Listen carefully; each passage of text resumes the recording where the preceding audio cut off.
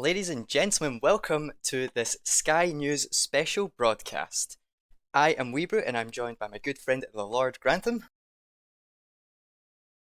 Lord Right. Grantham, hello, welcome as my co-host. How are you? Thank you. It's a pleasure to be hosting with you. It's not something I do usually, but an honour nonetheless. It has been a very exciting 24 hours in the world of British politics. There has been some highs and some lows. Some may say that we have taken one step forward and three steps back. We will have to hear from our guests. But first, let's have a little news roundup of everything that has happened in the form of tweets, no less. So, if we could get this working, let's start with the first event that has happened over the past 24 hours, which was the Defence Secretary's resignation. This was yesterday at 7:30. After a lengthy discussion with the Prime Minister with regards to nuclear deterrence and other matters related to that, I have respectfully resigned as Defence Secretary and wish the government luck going forward. This was after, of course, the Prime Minister tweeted his concerns about firing a nuclear weapon. What do you make of this, Vishy? This is like a day in the job.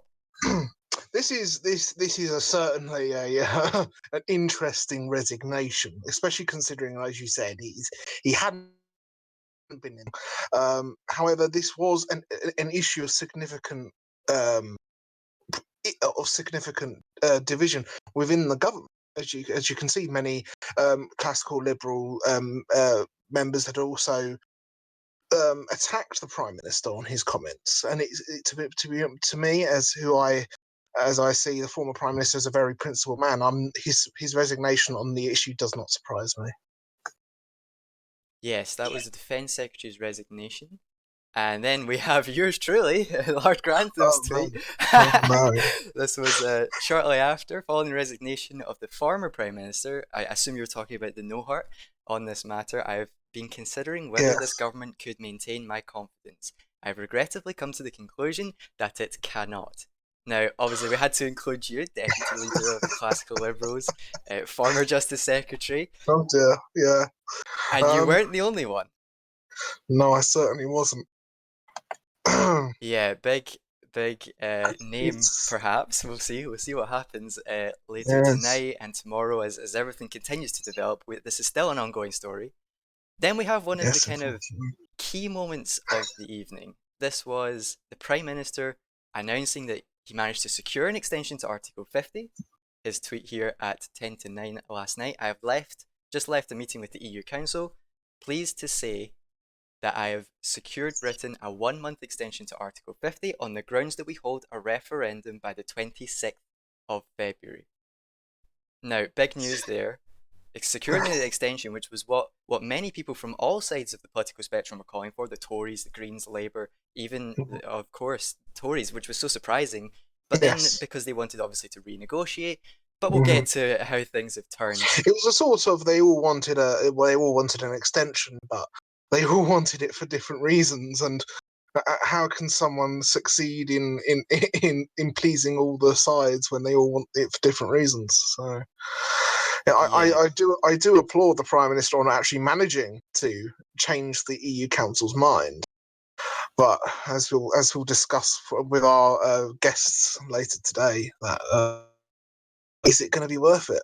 indeed, indeed. And we will have our guests come on very, very soon. We've got about 10 of these tweets, and then we've got the announcements that came after that, and then we will go straight to our guests. This was a little bit of a fun one that I added in. The Prime Minister apparently rallying the Greens. This is Conway, former Principal Speaker of the Greens. Wagbo sent our party leader his list of preferred amendment votes after I voted. Just a little bit of humour there. Just a little late. Yeah, just yeah, just a little late. Just a I little can late. confirm that this was the truth, considering the prime minister was on the phone to amendments, and I mean, it was worth a try. I mean, you it got to was rally worth a possible try. TLC allies, depending on what happens. You never know. You never know.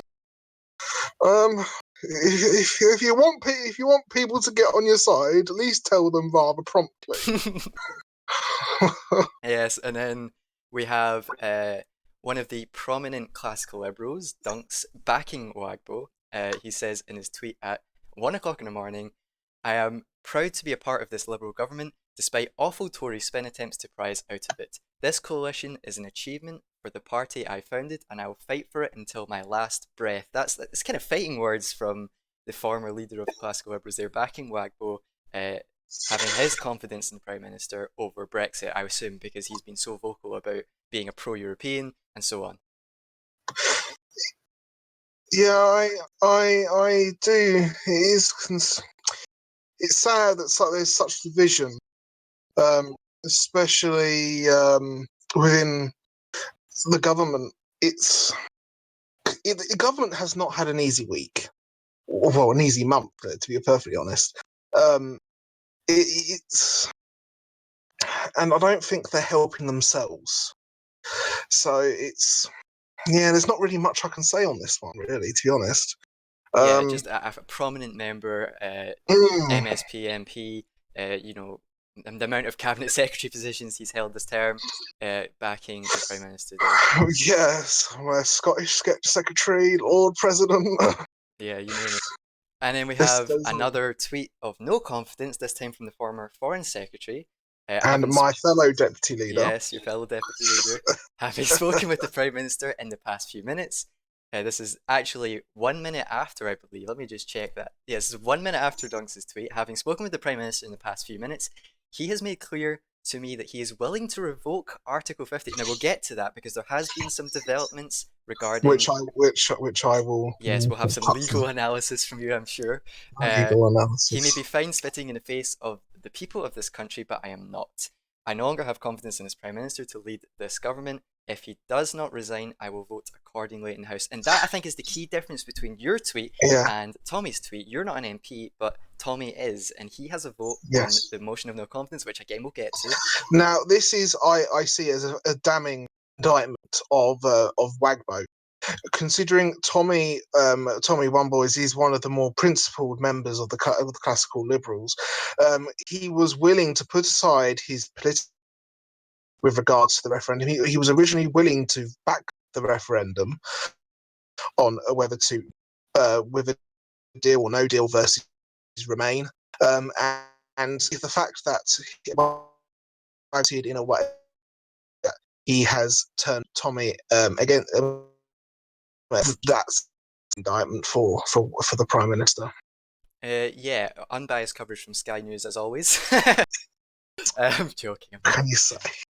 We have the next tweet. This is another tweet from the Prime Minister that perhaps raised a few questions from many sides of the House, It was perhaps a very threatening the peace. questionable tweet. Indeed, yeah, very questionable. Having consulted, this is again before the developments that we've had later that we'll get to, having consulted constitutional experts, it appears I can revoke Article 50 unilaterally, saving Britain some grief. I ask the more pragmatic members of the House to consider this fact before their vote on the referendum bill. This is make or break, my friends. Now, perhaps we stop here and we talk about the developments that have happened with this story. Otherwise, we're just going to keep going back to it. So, PM says that he can revoke Article 50. Then what happens, Aship?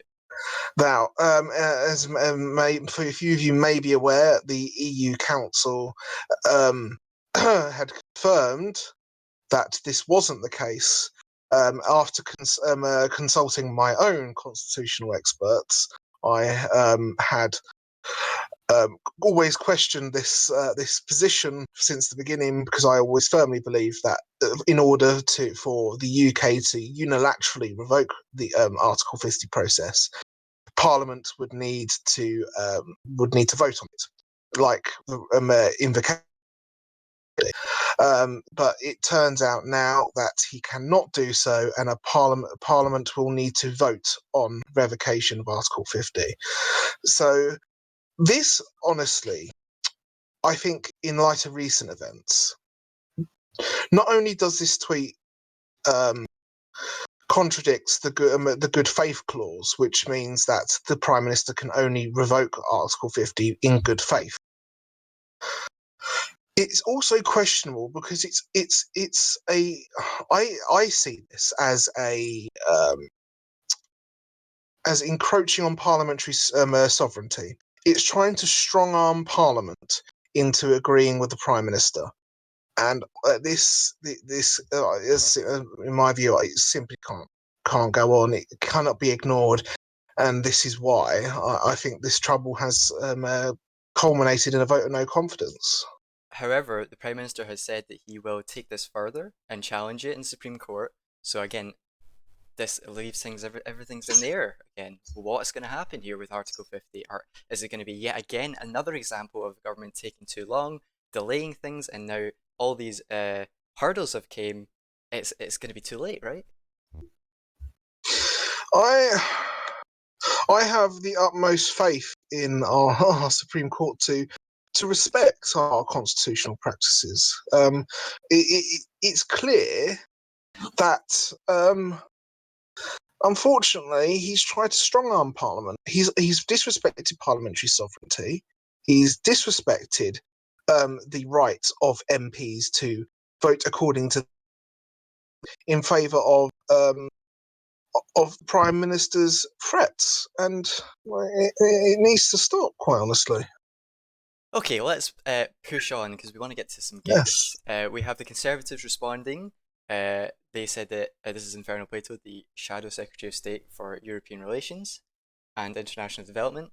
If Wagbo revokes Article 50, the Conservatives will trigger Article 50 once we're in power and deliver Brexit at a rapid pace, having already dealt with several issues in negotiations. Brexit will come quicker, and in 6 months, he cannot threaten us to supporting his disastrous referendum. So again, the Conservatives being the opposition, they're putting Yeah. their stance on Brexit forward. Nothing really controversial there. Moving on, we have another silly tweet. This one from the Liberal Democrat. Jack, if God forbid, if God forbid a referendum was held on the ethnic cleansing of Roma people and the British people voted for it, would you support ethnic cleansing? It's a simple question, and I think what everyone thought was the tweet from DF44. It's deeply disturbing that we are comparing leaving an international body with ethnic cleansing. Have you no shame? Again, just another silly tweet. That is a very questionable comparison. I think it shows that emotions were high last night, and there Yes. was a lot going on. The possibility of the revocation of Article 50, the possibility of government collapse, which is still up in the air. But yes, Now what even? this next tweet is very very strongly worded. Yes, to flip it on its head, we have the former health secretary, their tweet of no confidence saying that I was also prepared to work with the Lib Dems until the tyrant threatened the country. Tyrant, vicious. Yeah, I know. It's a very strongly worded message. But I believe Um, that we're being a little bit harsh on the Prime Minister. He's doing what he can with the cards that he's been dealt. He believes that this is his best attempts at navigating Brexit, and how he believes that pulling out, but some sort of at referendum or the something. same time, he may be having a hard time of it, but is it right to kind of spit in the face of both Parliament MPs? And whilst we may think that Brexit is wrong, and I consider that Brexit is a bad idea, but it was still the result of the referendums to leave the European Union. Okay. Um, I don't think the Prime Minister should be revoking Article 50 in such a way unless he has a mandate given to him to revoke it by a referendum. Well, we will see what happens with the revocation of Article 50. So that are the 10 tweets that have happened over yesterday and this morning. There have been more, and we don't have them to graphic, but we'll be able to perhaps read them later on. But we want to get to guests. So first of all, after that, all kicked off today from the CCHQ press office. The leader of the Conservative Party, Leafy Emerald, has announced and actually has already submitted his vote of no confidence in the government. Looking at this last paragraph here, we have consulted with other parties in Parliament, and following these discussions, we are content that the conditions for a vote of no confidence are satisfied. That is why the Conservatives are pushing a vote of no confidence and have already done it. It's now on the House. I believe you've already made your speech. You came from the House of Commons to join us in the studio this year, subject to speakership approval, which we know has been approved. So there we go. Yes. That's what happened. I'll leave this up for people to read for a little bit whilst we talk about what this means for the government. Okay, so Do you think that the Conservatives would have pulled this motion of no confidence, put it out of the House, if people like you and Tommy hadn't tweeted their uh, dissatisfied uh, with the Prime Minister? Mm. It's hard to say, really. The vote of no confidence is um, it's a very big thing, and I'm not sure whether or not that that the Conservatives would have done if a certain classical Liberal MPs had mentioned it. Um, I don't think I swayed them one way or the other. Don't forget, I am Peter. I sit in the House of Lords. My opinion on whether I have confidence um, in the government doesn't weigh as heavily as an MP, simply because they have the power to vote one way or the other. Indeed. Um, but I don't think they would have been as ready to submit without the assurance that they didn't have that support. Yes, so that is the no confidence. Okay, let's get to some guests. Let's get to some guests. So, let me get my list up. First up, if he's ready,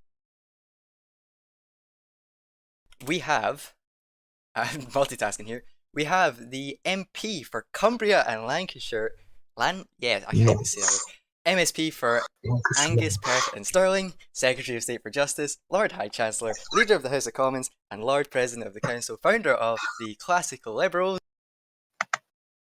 If I can move him, here he is. It's Dunks11. Welcome to Sky News. How are you, sir? I'm very well, thank you.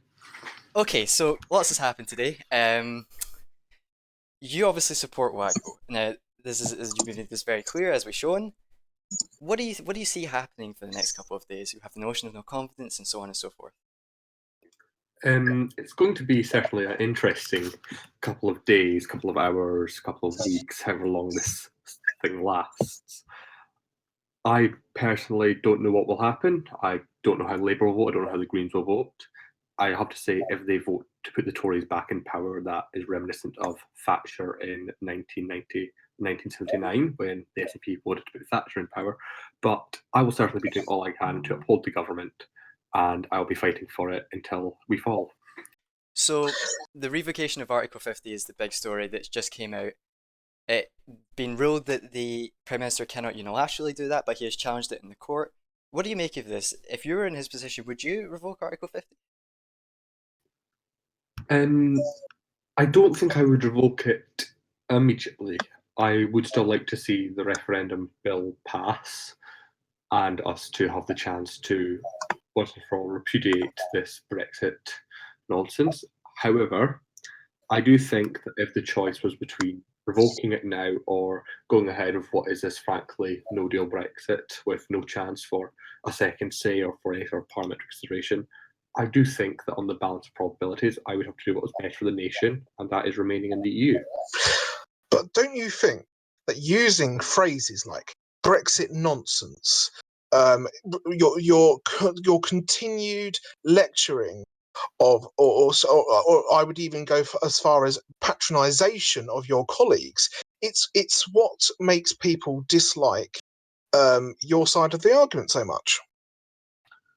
Look, we have put across a very strong argument as to why we believe Britain should be better off inside the European Union. We won 2 referendums on that argument. We believe that it is a hugely important international organisation for us. And yes, there are people who, for various reasons, some legitimate, some probably not, who believe otherwise. Now, I personally do not agree with them. So I'm going to do what I can to stop it. One of the big issues here is parliamentary sovereignty. This is a question coming from Mhm. Snap Crackle. What do you think of the suspension of parliamentary sovereignty on behalf of the Prime Minister? Could you repeat that? Yeah, we're talking about What's the issue of the revocation of Article 50 again. This question from Snap Crackle. What do you think of the what? suspension of parliamentary sovereignty on behalf of the Prime Minister? It's not happened. Yeah, so you disagree with the premise of the question. Yes, the Prime Minister has certain powers under the Royal Prerogative and under various other statutes, giving him the power to do certain things. Parliament can at any time pass legislation to expand or limit these powers. Parliament is still sovereign. It's as nonsense as this argument being in the EU means we're not sovereign.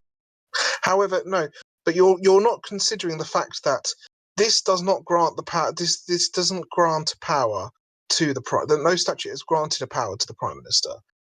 What has happened is you're trying to argue that that the Prime Minister has the prerogative power to do this.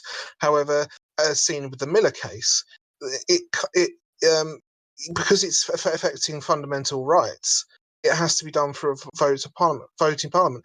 But the Prime Minister is directly trying to avoid this. So how is it not affecting parliamentary sovereignty? This is a hypothetical question. There is a debate over this. Obviously, the Prime Minister has appealed to the Supreme Court of the United Kingdom, which I trust they will make the decision in accordance with the law. But from the sheer point of Parliament having a say, there is not now time between now and when the general election is for us to properly pass legislation to either revoke it entirely or for us to hold the referendum. Okay. Realistically, we have to look at what we're doing in this emergency situation to stop us crashing out. Okay, so bringing in another question. This is from Il Samaj. I probably butchered the pronunciation, but there we are. I sent it in advance. I will double check your pronunciation, but I should read the question.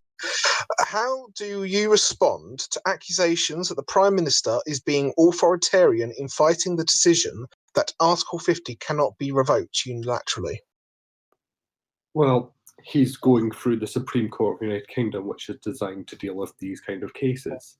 If we just take one ruling at a time and have no process for appeal, that's not democracy either. That's not autocracy. Yeah, I think this is now up in the air. It's up to the courts now. It's out of our positions, out of our hands. We will wait and see what happens. I mean, this should be a good test of the Supreme Court to see if they make the right call legally. Let's see. You're actually right. Oh, you didn't? It was good. Yeah, there you go. You didn't mess the pronunciation up. Nice one. Oh, you're so mad. Right, there is a question from. Let's use this one. Yeah, lots of questions. This was an interesting. From Tommy One Boy, my colleague. Dunst appears yours, only to care about democracy when he wins. The Union Act of 1707. Entirely accurate. Sorry, I don't think that's entirely accurate, but the Act of Union and the Scottish independence referendum. But he does not care about votes such as the Scottish welfare vote and the Brexit vote. Why? Well, I think the Brexit vote and the Scottish welfare vote are two entirely separate things. The Scottish welfare vote was held unilaterally, without any approval from Parliament, without any approval from the UK government, on if Scotland should have these powers. It was a complete farce. So I don't respect that. In respect to the vote on Scottish independence, the people spoke. They said the status quo is fine, and the Act of Union makes it clear that we are henceforth and forever after united into one country. Where that differs from the Brexit vote is that the Scottish referendum upholded a vote to keep the status quo. The Brexit vote returned a vote to change. It is only fair now that we look at the achievement of the negotiations and say, do we still want what's on the table? I'd support the exact same thing if Scotland had voted to remain, if Scotland had voted to leave the UK. All right. Anything further there? Heard you. I believe there was a rather large question, but it's rather emotively put. Yeah, maybe we'll. I don't know. Well, we'll Shall go for we? it. Why not? Okay, well, we'll put it to him, and if Dunks doesn't want to answer, we won't push the wagon. If we define a tyrant as a cruel and oppressive ruler, and cruel is defined as willfully causing pain or suffering to others, or feeling no concern about it, the people of the UK have already spoken with their vote in the referendum, referenda, pardon. I have to get my English right, that they believe they are suffering in the EU and ignoring their voices in favour to get your own is oppressing their voice. Would you not agree that the Prime Minister meets that definition? So, in short, is the Prime Minister a tyrant? Absolutely not. No. Every expert has told us that leaving the European Union will result in the people being worse off. It will result in increased poverty. It will result in a decrease in trade. If anything, leaving the European Union is cruel. And Yeah, the Brexiteer, can I just finish? Sorry. The Yes. Brexiteers are very keen on this. We won the referendum the Yeah. other day. Well, we won twice. We won in 1975 and 2015. It's 2-1. But remember, we've had enough of those experts. Well, there you have I'm it. not. Yeah. It's coming up for 7:30. We'll keep with you for a little bit longer, Dunks. This is Sky News. If you're just joining us, many developments over the past 24 hours. We've had the Prime Minister coming back from the European Council announcing a 1-month extension to Article 50 under the basis of some financial obligations regarding 2020 and the EIB that perhaps we'll delve further into later on. We have had the threat and then reply from the European Council about the unilateral revocation of Article 50, saying that it would not be allowed, and that is now being challenged by the Prime Minister in the courts.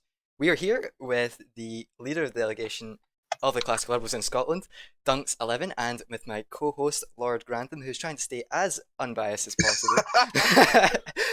Okay, so predictions for general election, predictions for one thing that we haven't covered actually is a tweet from the Deputy Prime Minister, Twisted Nook, who said that he is going to announce something later this evening. Now, I can tell you here, live, exclusive on Sky News, we have been in contact with the Deputy Prime Minister and we are trying to get him on, time permitting, towards the end of the show.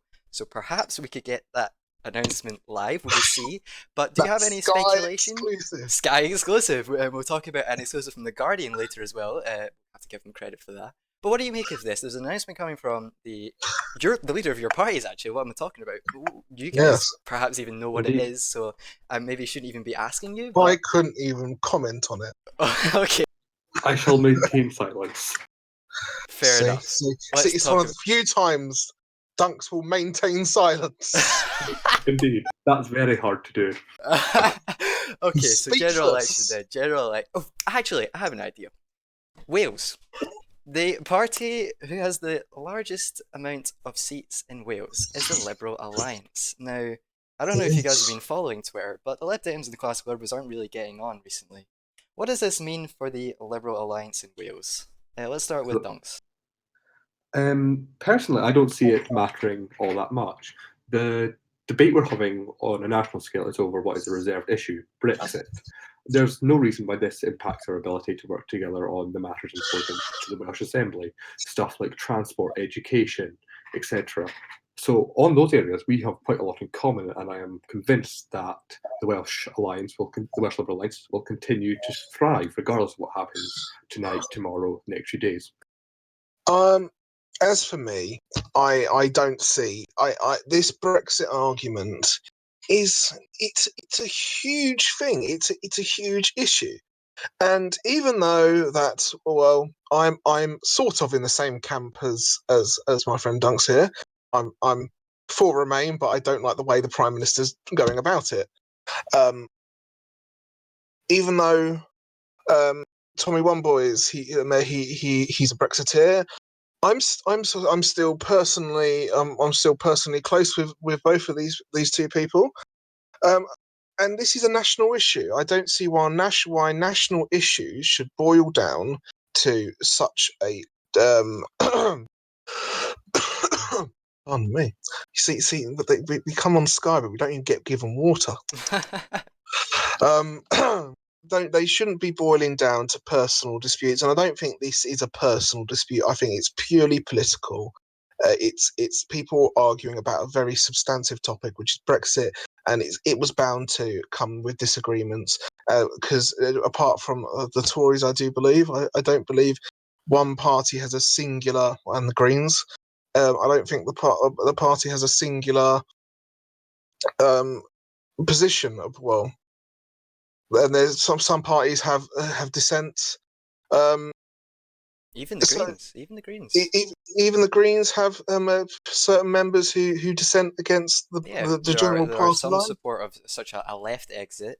That it's a very kind of socialist idea. It is infected almost every party. So no party has an overall as a unanimous party line on this. So it was inevitable that parties were going to disagree with one another, disagree with in terms of the coalition, disagreeing with their coalition partners. It's an issue that is not going to be able to be kept silent. So that's my take on it. Okay, fantastic. Anything to close before we move on to our next guest, Dunks? Yeah, I'd just like to say that in the coming days, and weeks, the British nation will face a lot of turmoil. It'll face a huge national debate on either whether this government will remain in power or whether we will fall away.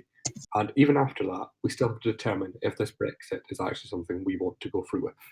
I hope that we will decide to make the right choice, and I hope that in the future we will be looking back at this as a period in our history not fondly remembered. Okay.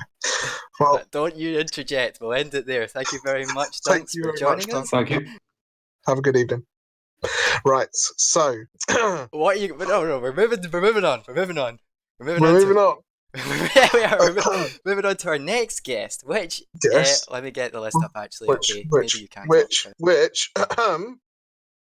you chose the first one, so you let the first one in. All right, It's okay. my turn I to have vote. a list though. Oh no. Okay, Well, go for it. I have a list. All right. We should. Well, you complain to the CEO about us having different lists. Go for it. Right. So I have in the lift currently coming up. Not Inferno Plato. What? I don't know how. Shall actually no. It Let's was bring them Plato, both. you numpty. Let's bring them both in. We Oh, have this is Inferno controversial. We're Plato. bringing both in. Okay. We have Inferno Plato, Hello. and we have, just to bring in two of the same team. Oh no. We have the deputy leader of the opposition. You've gone off Toasting schedule. Russian. You've gone off schedule. This is I know. unprecedented. I've been rebel. The Shadow Secretary of State for International Relations and International Trade? No, European Relations and International Trade, Inferno Plato, and hopefully someone can wake toast up the Deputy Leader of the Opposition, I want to say. Yes, and Deputy Leader of the Shadow Opposition. Chancellor is another guess. I do believe so. Inferno Plato, welcome to Sky News. Yep. Good to be here. What do you make of it all, Plato? Well, I was listening earlier, and I believe it was questioned almost whether the Conservatives would bring a vote of no confidence if there had not been a vocal. I want to say minority, but from what I can see, it's a majority of classical liberal dissent. And I would say that we would have still brought the vote of no confidence forward. Before the summit, we gave clear guidelines on what the Prime Minister had to achieve. We said a renegotiation and the clauses which would cause us to lose our rebate, would force us to enter the euro, and would give the EU a veto over British overseas territories, which would include Gibraltar. Just to interject here, I do believe Toast is stuck in the lift, so guests will have to take the stairs. I ban any jokes about hitting your head on the door on the way in or out. So, if you're a guest, you're gonna have to climb the stairs. And good luck. We're 6 flights up. Anyway, moving to questions. Okay, so the Tories have made their position very, very clear. If Article 50 is revoked, regardless of how this turns out, just hypothetically, as soon as you guys go back into government, it's back on, and it won't take long because a lot of the stuff has already been kind of negotiated, and it will just be little tweaks. It should take about 6 months in your estimation. What do you think is going to come out of the next general election? What is your expectations for the next general election? Or you can fall off his chair. I do believe that's the we've lost the Shadow Secretary. We have. Let's do some filler then in the meantime. So, Shadow Secretary is in an interesting position. He has lots of options regarding perhaps coalition partners, Perhaps your Yeah. classical liberals, the LP UK. We never know, right? I can't comment on this, please. Don't put me in Well, this- I'm sure it could be expected. There has been talks. Even Conservatives have reached out to myself, the leader of the Scottish Greens, for some reason. Even if there were, I could tell Not you. for a coalition. I should add the caveat to that. Do you think that he is, and the Conservative Party as a whole, is in a very strong position? Is what I'm trying to get at. I think they're in a very, very strong position, especially because we come back, but anyway. we have the shadow secretary back. Yeah, we were just saying, Shadow Secretary, are you with us? Yeah, I'm with you. I can hear you. We were talking about. We have this kind of opinion that you're in a very strong position as the Conservative Party. Would you agree with that?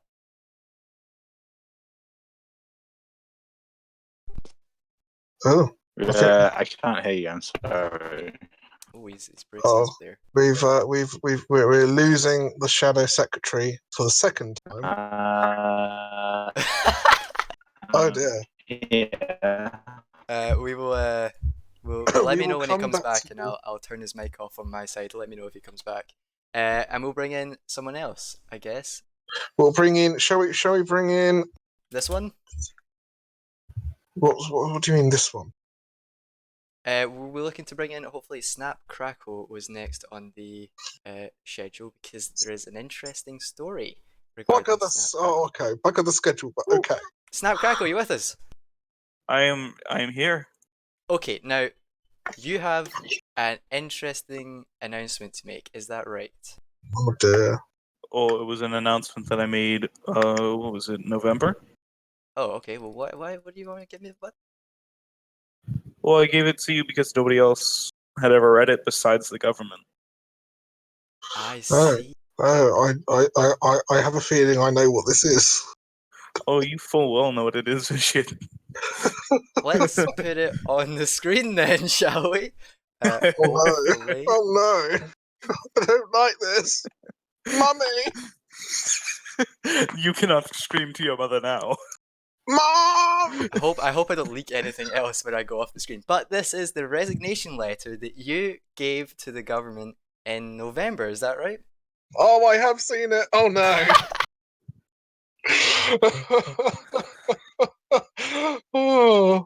This brings back memories. Memories. Oh, you know when we tried to host something that would kind of that would somewhat institute CCR, but Okay, then let's talk about this though, because I don't know, we're kind of smashing the government and we're not having much right of reply. So let's get to this quickly. Talking about keeping the government afloat, talking about laissez-faire economic policies that have helped everyone. The idea of the ideologies that you both share uniting the government is just not happening. So what is your point here? What have you got to say to the Prime Minister live on Sky News? Snap Crackle. I would tell the current Prime Minister that at this point in time, I had lost all respect for him, and I still lack respect for him, especially since he's throwing out parliamentary sovereignty by unilaterally instating Article 50, which by any normal convention would require him to put a vote to Parliament. But people in the government claim that there's not time to put a vote, but it's their fault that there's not enough time. It was entirely preventable. They could have created time for themselves, but there's nothing they can do, and it's silly. It's what it is to take the position of the tyrant and suspend parliamentary sovereignty, and then just completely bypass Parliament for any say in how we should proceed. Okay, Snap. Unfortunately, we're gonna have to divert from schedule because I'm gonna have to kick you both out for this. Sad. We are joined by the Prime Minister of the United Kingdom, Wagbo. Are you with Hello. us? Yes, hi. Good to be here. How are you? Well, it's been about as hectic a day as you can get in politics, but I'm doing well. So you've had a busy couple of days. You're back from Brussels. You secured the extension of Article 50, and then things started to kick off. First of all, do you think you'll survive this vote of no confidence?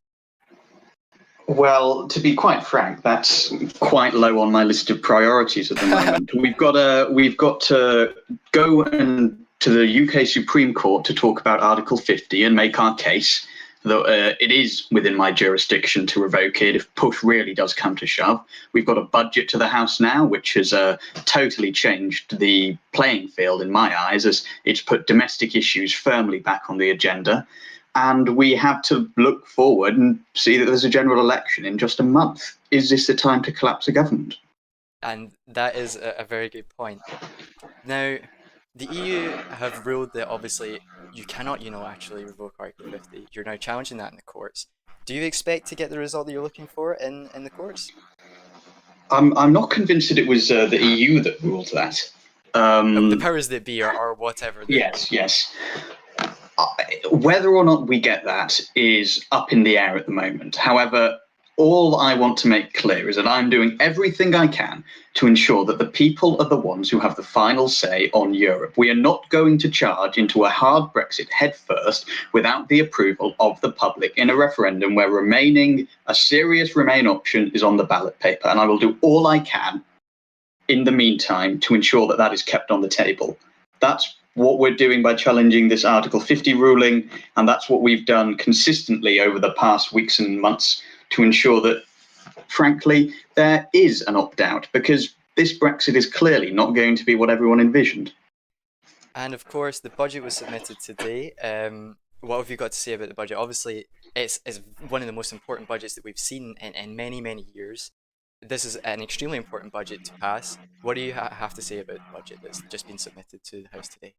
Well, I'm enormously proud of it. So I think whether we leave or remain, this is a budget that really does work for every part of Britain. And I say every part because a clear focus of it is regional inequality. We're trying to close a gap between regions like my own in mid Wales, up in the northeast, the poorer bits of Northern Ireland, and London and the southeast, where there is an awful lot of wealth that isn't shared. It also invests heavily in public services, education, and healthcare, making sure that people have opportunities but are also secure and they know where their next meal is coming from. We're making sure that everybody is safe, secure, and that our economy is once again growing, Brexit or not. That's what the priority was, and I think we've achieved that. And go back to Brexit, and you mentioned Northern Ireland. Now, the withdrawal agreement that has been published really doesn't mention Northern Ireland much. It simply talks about there being further talks. Do you think this is good enough for the communities in Northern Ireland? Well, I think it's innately worse than our current agreement with the European Union, where we're a member. But, I think everybody knew that going into Brexit.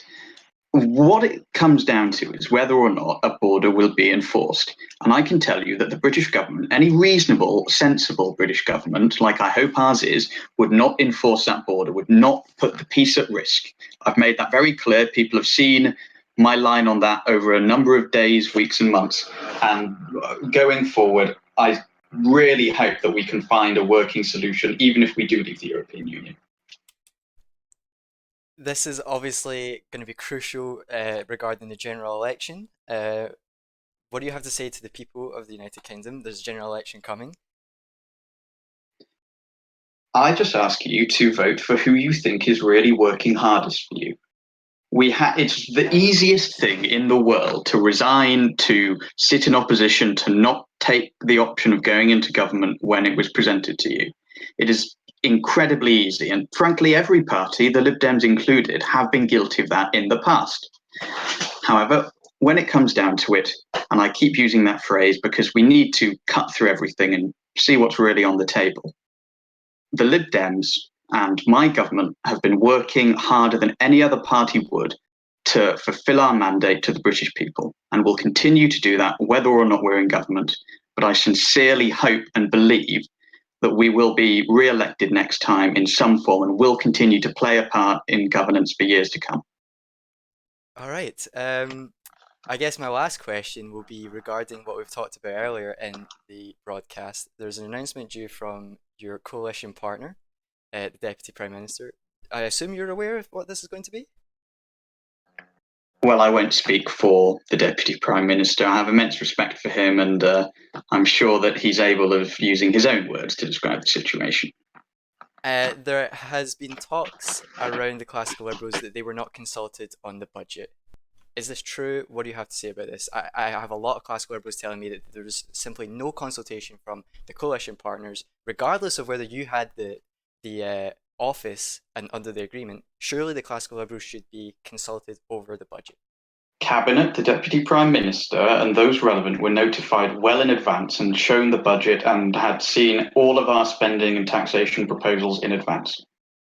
And we haven't had you on ever actually on Sky. And one of the things that happened regarding you was the scandal that was leaked by the Guardian in the cabinet chat regarding the health secretary's resignation. And you simply responded, "Good." What do you have to say about that? Do you care if people are resigning from your government? Well, I would be pretty callous to not care at all. I care when ministers who contribute a lot resign, and frankly, most of them do. Not all of them, but I do feel, to varying degrees, genuine sadness when our ministers go.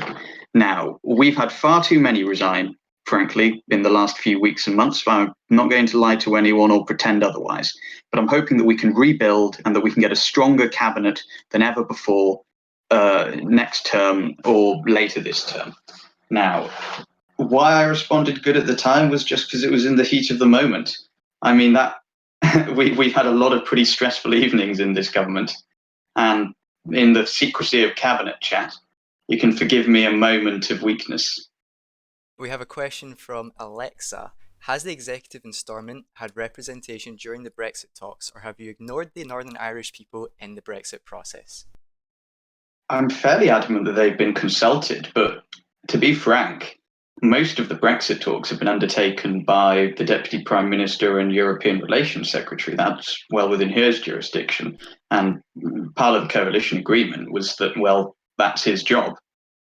This was a point that was actually brought up by Lord Grantham in our Sky interview before the Welsh elections, that he felt that you weren't hands-on enough in the European Union negotiations and the Brexit talks. Would you agree with that characterization?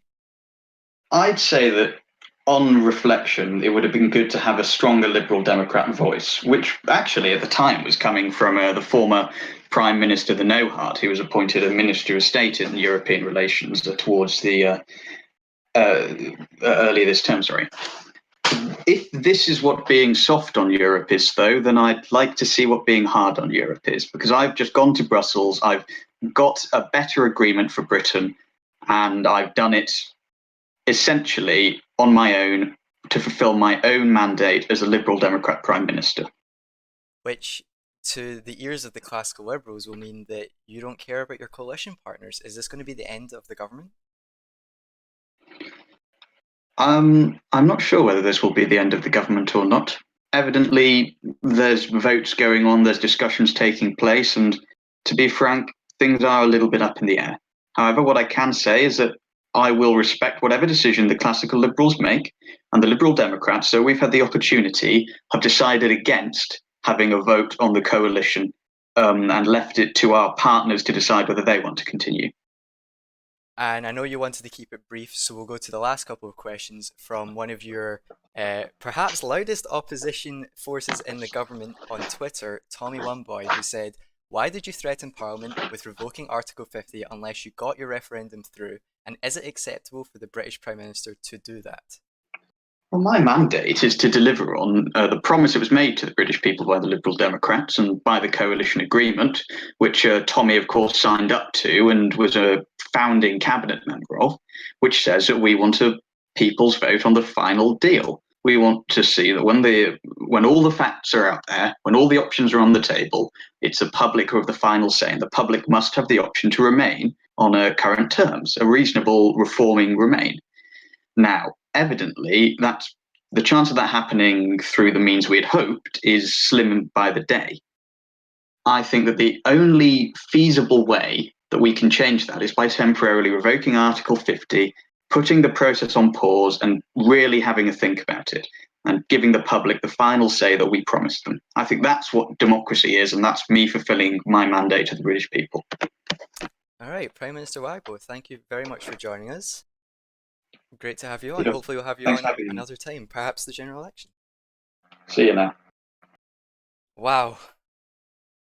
What just happened? We just had the Prime Minister of the United Kingdom, Wagbo, making his position clear with regards to Brexit and the budget. Now, we're moving straight on. Sorry, Mr. Vitiate. We're moving straight on to the Deputy Leader of the Opposition, if he is with us.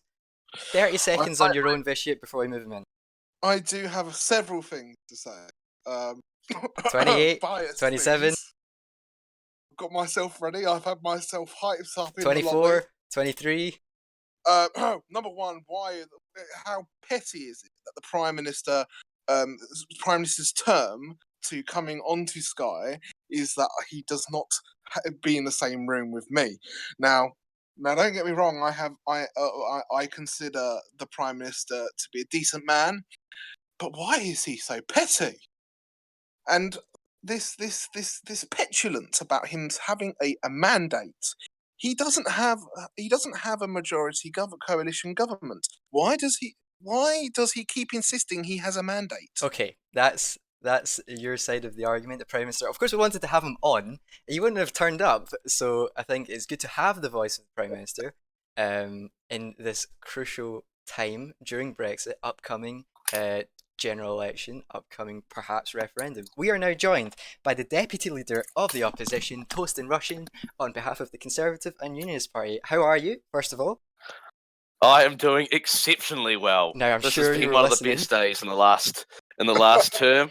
Yes. And I've definitely enjoyed the Prime Minister coming onto the broadcast. That was excellent.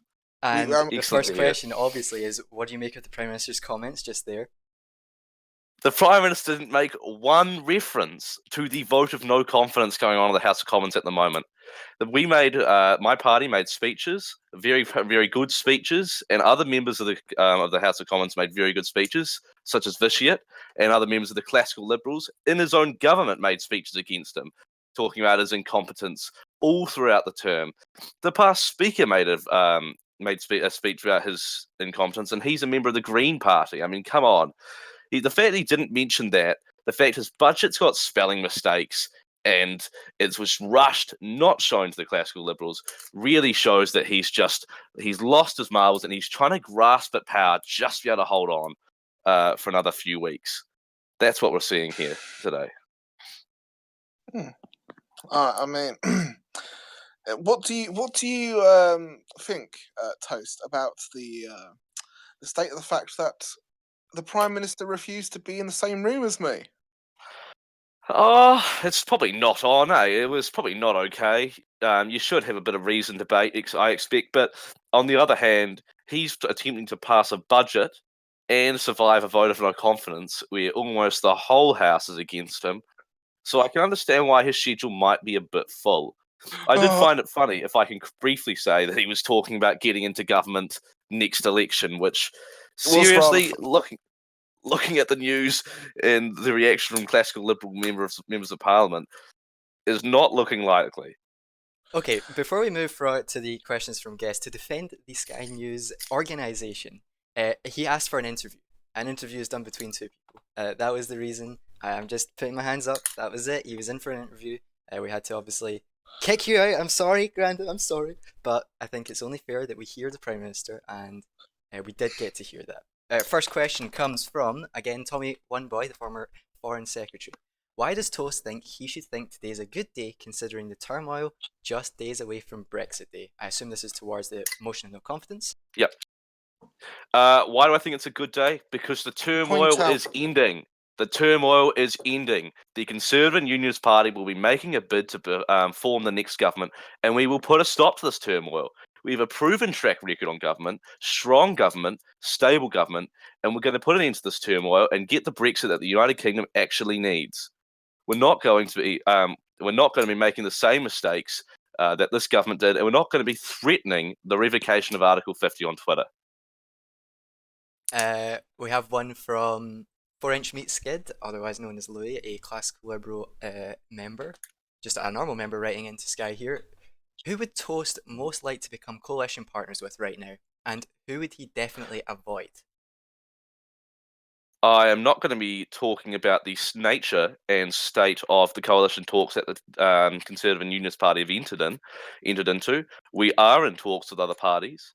We are in discussions about forming a government. And although I'm not going to exclude any party, apart from obviously the Liberal Democrats and most probably the classical Liberals from joining the government, because we're not going to be having a people's vote. That won't be part of our government. A governmental legislative agenda. We will be forming a strong and stable government with various parties that we are currently in talks with. So if the classical liberals, for example, was to drop the idea of a people's vote, then that would be back on the table. Nothing is agreed until everything's agreed. We'd have to have a full set of coalition talks with them and a full set of coalition talks with any other person.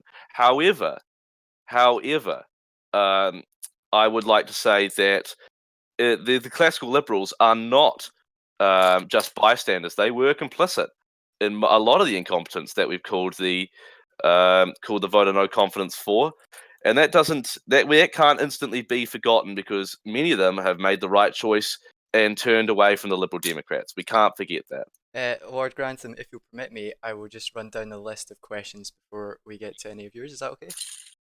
Of course. Okay, next is from Dunks, who has been on the broadcast already. What Brexit does the United Kingdom need in precise terms? Firstly, I'd just like to say I got off a plane 40 minutes ago. I made my speech in Westminster this morning and then flew back to my constituency in Kent, and I've literally just got off the plane, so you'll need to forgive me for that. But I will say the Conservative and Unionist Party will be delivering a trade deal that actually works for Britain, a trade deal that ensures that we have good and stable trade with the European Union and with other countries around the world. We're going to be ensuring there won't be a border in Northern Ireland, the hard border in Northern Ireland, because that, like the Prime Minister did say, the one thing I agree with him on is that that cannot happen, and we'll be ensuring that, and we're going to be ensuring that the United Kingdom is better off and doesn't have to pay such a radically large financial settlement for 5 days of extension to Article 50. I can guarantee that. We're going to be, and we're also going to make sure that we get our timings right, that we don't end up mucking up and having to extend Article 50 into the general election. The next question comes from the Deputy Leader of the Labour Party, Viljo. Do the Tories deny that they gain politically by filing the vote of no confidence in this government? And what will a Tory... Well, you've already answered that, so let's go with the first part of the question. Do the Tories deny that they gain politically by filing the vote of no confidence? Well, that's not why we did it. I think if you looked at we do gain politically, but that's not even the main. That's not the second. That's not the third reason why we did it. It's far down the list. We did it because this government is driving Britain into a no-deal Brexit, or a Brexit which is going to help nobody, or in fact bring us back into the European Union and into the euro. Like, we are. The main point of this is stopping the instability, the incompetence, and getting rid of the government of amateurs. If you're just joining us, it is 1 minute past 8. Now just turned 2 minutes past 8. You're watching Sky News' special broadcast. We are here with the Deputy Leader of the Opposition. If you just missed the Prime Minister, who it still says is live on the broadcast, I should fix that, it was joining us in the studio for an interview. We're now here with, as I said, the Deputy Leader of the Opposition. The next question is from Tommy Oneboy. Will the Tories reach across every party who supports the democratic mandate, no matter their colour, to help carry out the democratic wish of the people should they form the next government? It seems like a lot of people are just assuming that you guys are going to form the next government. It's pretty interesting time politically. Yeah, it is interesting, but it's what happens when you have 3 terms of solid, stable government, and then we get this kind of mess here and almost ruin all of Brexit. So We will. I'm happy to talk to any member of any party, apart from the ones which I talked to, which I spoke about before, about forming a government. Because I'm not going to. This will not be a government with a massive legislative agenda due to the issue with timing. However, what the government will be doing is securing a good, solid Brexit, and we'll need other parties for that. So we will be reaching across the aisle to people we don't normally work with, and we're going to be ensuring that we can get the most amount of bipartisanship we can get that is reasonable and isn't going to cause disarray in the government. Clearly, you will not be leaning across from any party. Sorry, You've excluded certain parties, so that automatically says you're not reaching across to all parties with any member. Well, That's your own words. Yeah, it's like going to Subway and saying I'll have everything but olives. I still like pretty much all vegetables. But that's still not everything. It's still not everyone, is it? Not precisely. I'm not going to be asking the Prime Minister. I'm not going to ask the Prime Minister if he wants to form the government with us. That is a firm confirmation from Toast and Russian, exclusive the from deputy leader of the mSkyNews. Conservative Party. Yeah, It's kind of a turn of phrase, so to speak. We're going to be speaking to everyone apart from the very, very obvious individuals who we're not going to be talking to, such as the Prime Minister. Speaking of the Prime Minister, we have a question from the Prime Minister, who I assume left a little note on the desk as he left. Do you want to read this one? Yeah, I'll read this one. Okay. Form a government without any liberals. How do you I assume he means forming a government without the classical liberals and the liberal Democrats.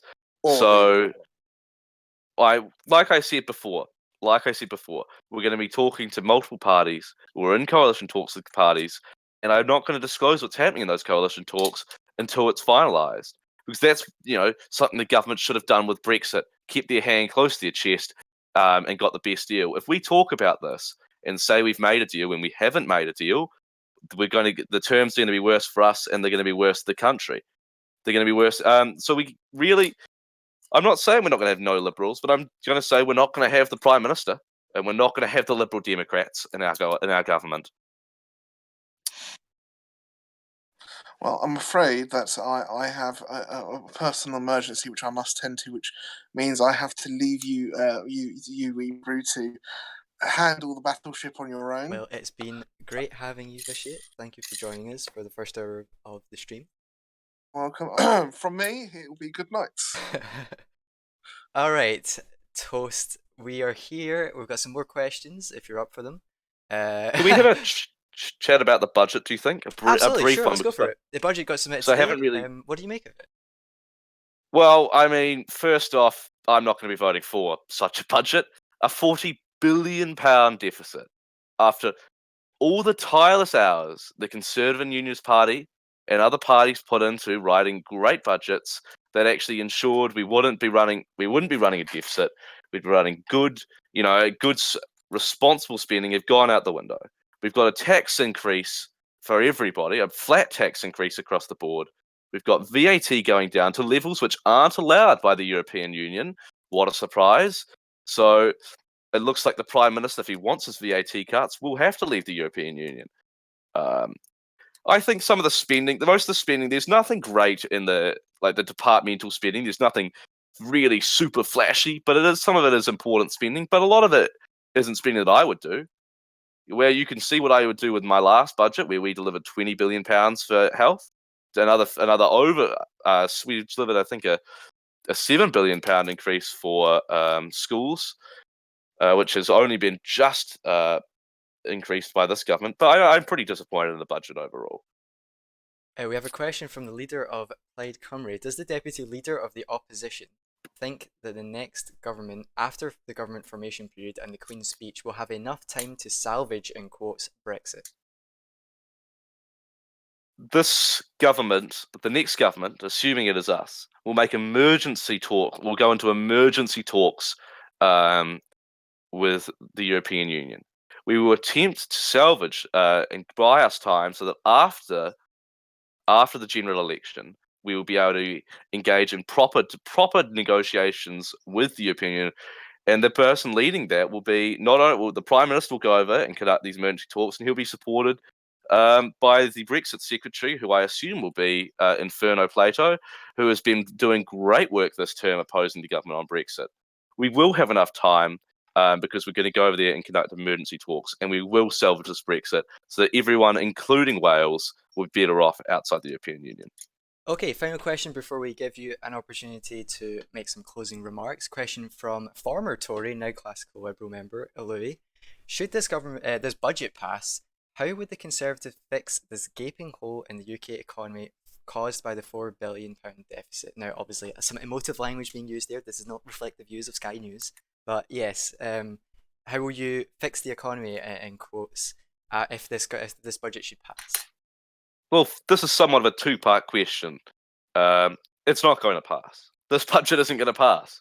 The leader of the classical Liberals is going to be coming on later to make a special announcement after he and his party were sidelined on the budget. It's not going to pass. It might get 18 votes if they're lucky.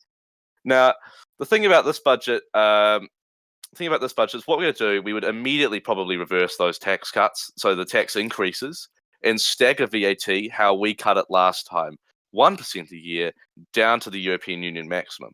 That's a far more stable, smooth way of doing it rather than just radical cuts like this. I can also ensure the former Tory that we're not going to be fanatically trying to spend money that's been burning a hole in our pocket for the 3 terms we're in opposition. We're going to be making sure that we spend responsibly. We most likely will bring in a land value tax collected by central government, and my personal wish is that rental properties be excluded from the commercial category, and we'll bring in the same spending that we brought in last time. We're not going to be radically spending like they did, and we're not going to be radically taxing more and causing a disgraceful deficit. Okay, and then finally, if you have any closing statements to make on Sky News. This government is weak. There were unbalanced appointments to the Lords, which we criticised throughout the House of Commons. There were a steady progression of resigning or firing ministers.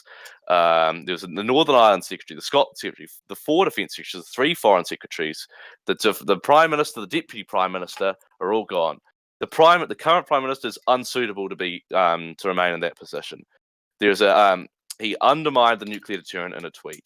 The minority government needed to negotiate and compromise to get its legislative agenda through, and they got angry on Twitter. The Prime Minister focused on campaigning, which is 28 campaigning stops the month before the recess, and not on Brexit, thus missing a deadline. And then he expects the country to pay a financial settlement to keep his job of billions of pounds every day for 5 days. And then the Prime Minister threatened Brexit on Twitter. He threatened the United Kingdom, and seriously, he and his government need to step down and let the professionals get back into government and let the professionals get on with Brexit. Thank you very much. Thank you very much for joining us, Toast. That was great to have you. That was the Deputy Leader of the Opposition, Toast in Russian, giving his opinions on the appearance of Prime Minister on Sky News, budget, and other issues regarding Brexit and the UK as a whole. Next up, we have, back out of retirement, the former Deputy Prime Minister of the United Kingdom, now turned Guardian columnist, C. Doc Ra. Are you here with us, Doc? No, he's not.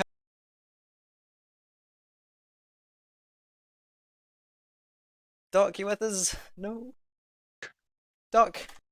Hello, can you hear There me? you are. Welcome to Sky Hello. News. How are you? Hello, I'm very fine, thank you very much. Okay, so you're coming out of retirement to come on Sky News. What do you I'm have to very say about briefly coming out of retirement. No, of course, but making your appearance on national TV, what have you made of the developments that have happened over the past couple of days? And I guess, what do you make of the UK government as a whole and how they've been dealing with Brexit and everything else? I mean, it sounds a surprise to me because I think surely even the most casual observer knew that this was the way it was always going to go, because the utter chaos within the government and between the government and Brussels showed that it was always going to lead to a situation like this, where because of the parliamentary arithmetic as well, there was no chance the government was ever able to A, get a deal that really met the government criteria, and B, got a deal that could ever go through Parliament. And so this has just been the inevitable conclusion of a process which has been a massive joke, in which I have called out in saying that the Prime Minister needs to just drop everything at this point and take from me, because I realised that when I was classical liberal leader, I let the country down this as well. The Prime Minister needs to take some leadership and say, I'm going to unilaterally revoke Article 50. This process is a joke. No one can do it. The Tories can't do it. The Liberals can't do it. Labour can't do it. No one can do it. The Prime Minister to show some leadership, which I know he can do. He's a very bright man. He's to show some leadership and he's to withdraw Article 50. Speaking of you as leader of the Classical Liberals, question from one of your fellow Classical Liberals. Do you regret resigning as leader? This is from Tommy One Boy. I think that if I were to continue as leader, I could not command the confidence of my party, because I was at a point where, just seeing the situation in our country, I had to say what I had to say, and to do that would to be alienating everybody, because I came out and said that we need to stop Brexit, which was going to alienate the majority of my party doing that. I could no longer continue in a government which I said can't go on, because the government can't go on. It's a government that controls barely a quarter of the seats in the House. That's a government that can't get through even the most basic agendas. It just can't go on. I think if I were to continue, I'd like to think I could do a better job, but I don't see how anyone could do a better job with all the factors at play. Another question from him. What is his opinion on his successor, and should he resign in your opinion? I mean, he wasn't my favoured successor, so I don't think you could have done a better job, but I think that he has just taken the complete wrong approach to this. The approach he's taken to Brexit was completely wrong, leaving people out of the loop on the situation. It's just, he is not the right man for the job. He is leaving his own party out of the loop, because I know for a fact, because I've heard from independently clips saying about them not knowing things, which I know full and well that Twisted Newt knows about. So I know for a fact he has to have been keeping his party out of the loop. And I think if you're at such a delicate time as this, to continue to brazenly break communication, keep people out of the loop, you have lost your authority and you've lost your legitimacy. And I think he has to go. Wow, very, very strong words. Question from the leader of the Scottish Libertarian Party, Paul Rand. Does he know how much we effing love him and miss him? I think we'll skip past that one. I didn't even read it. We have a question from a Tory, which I'm going to botch his name, as I do all the time. Le Chevalier Malfait. Surely he understands that revoking Article 50 unilaterally is illegal. Do you agree?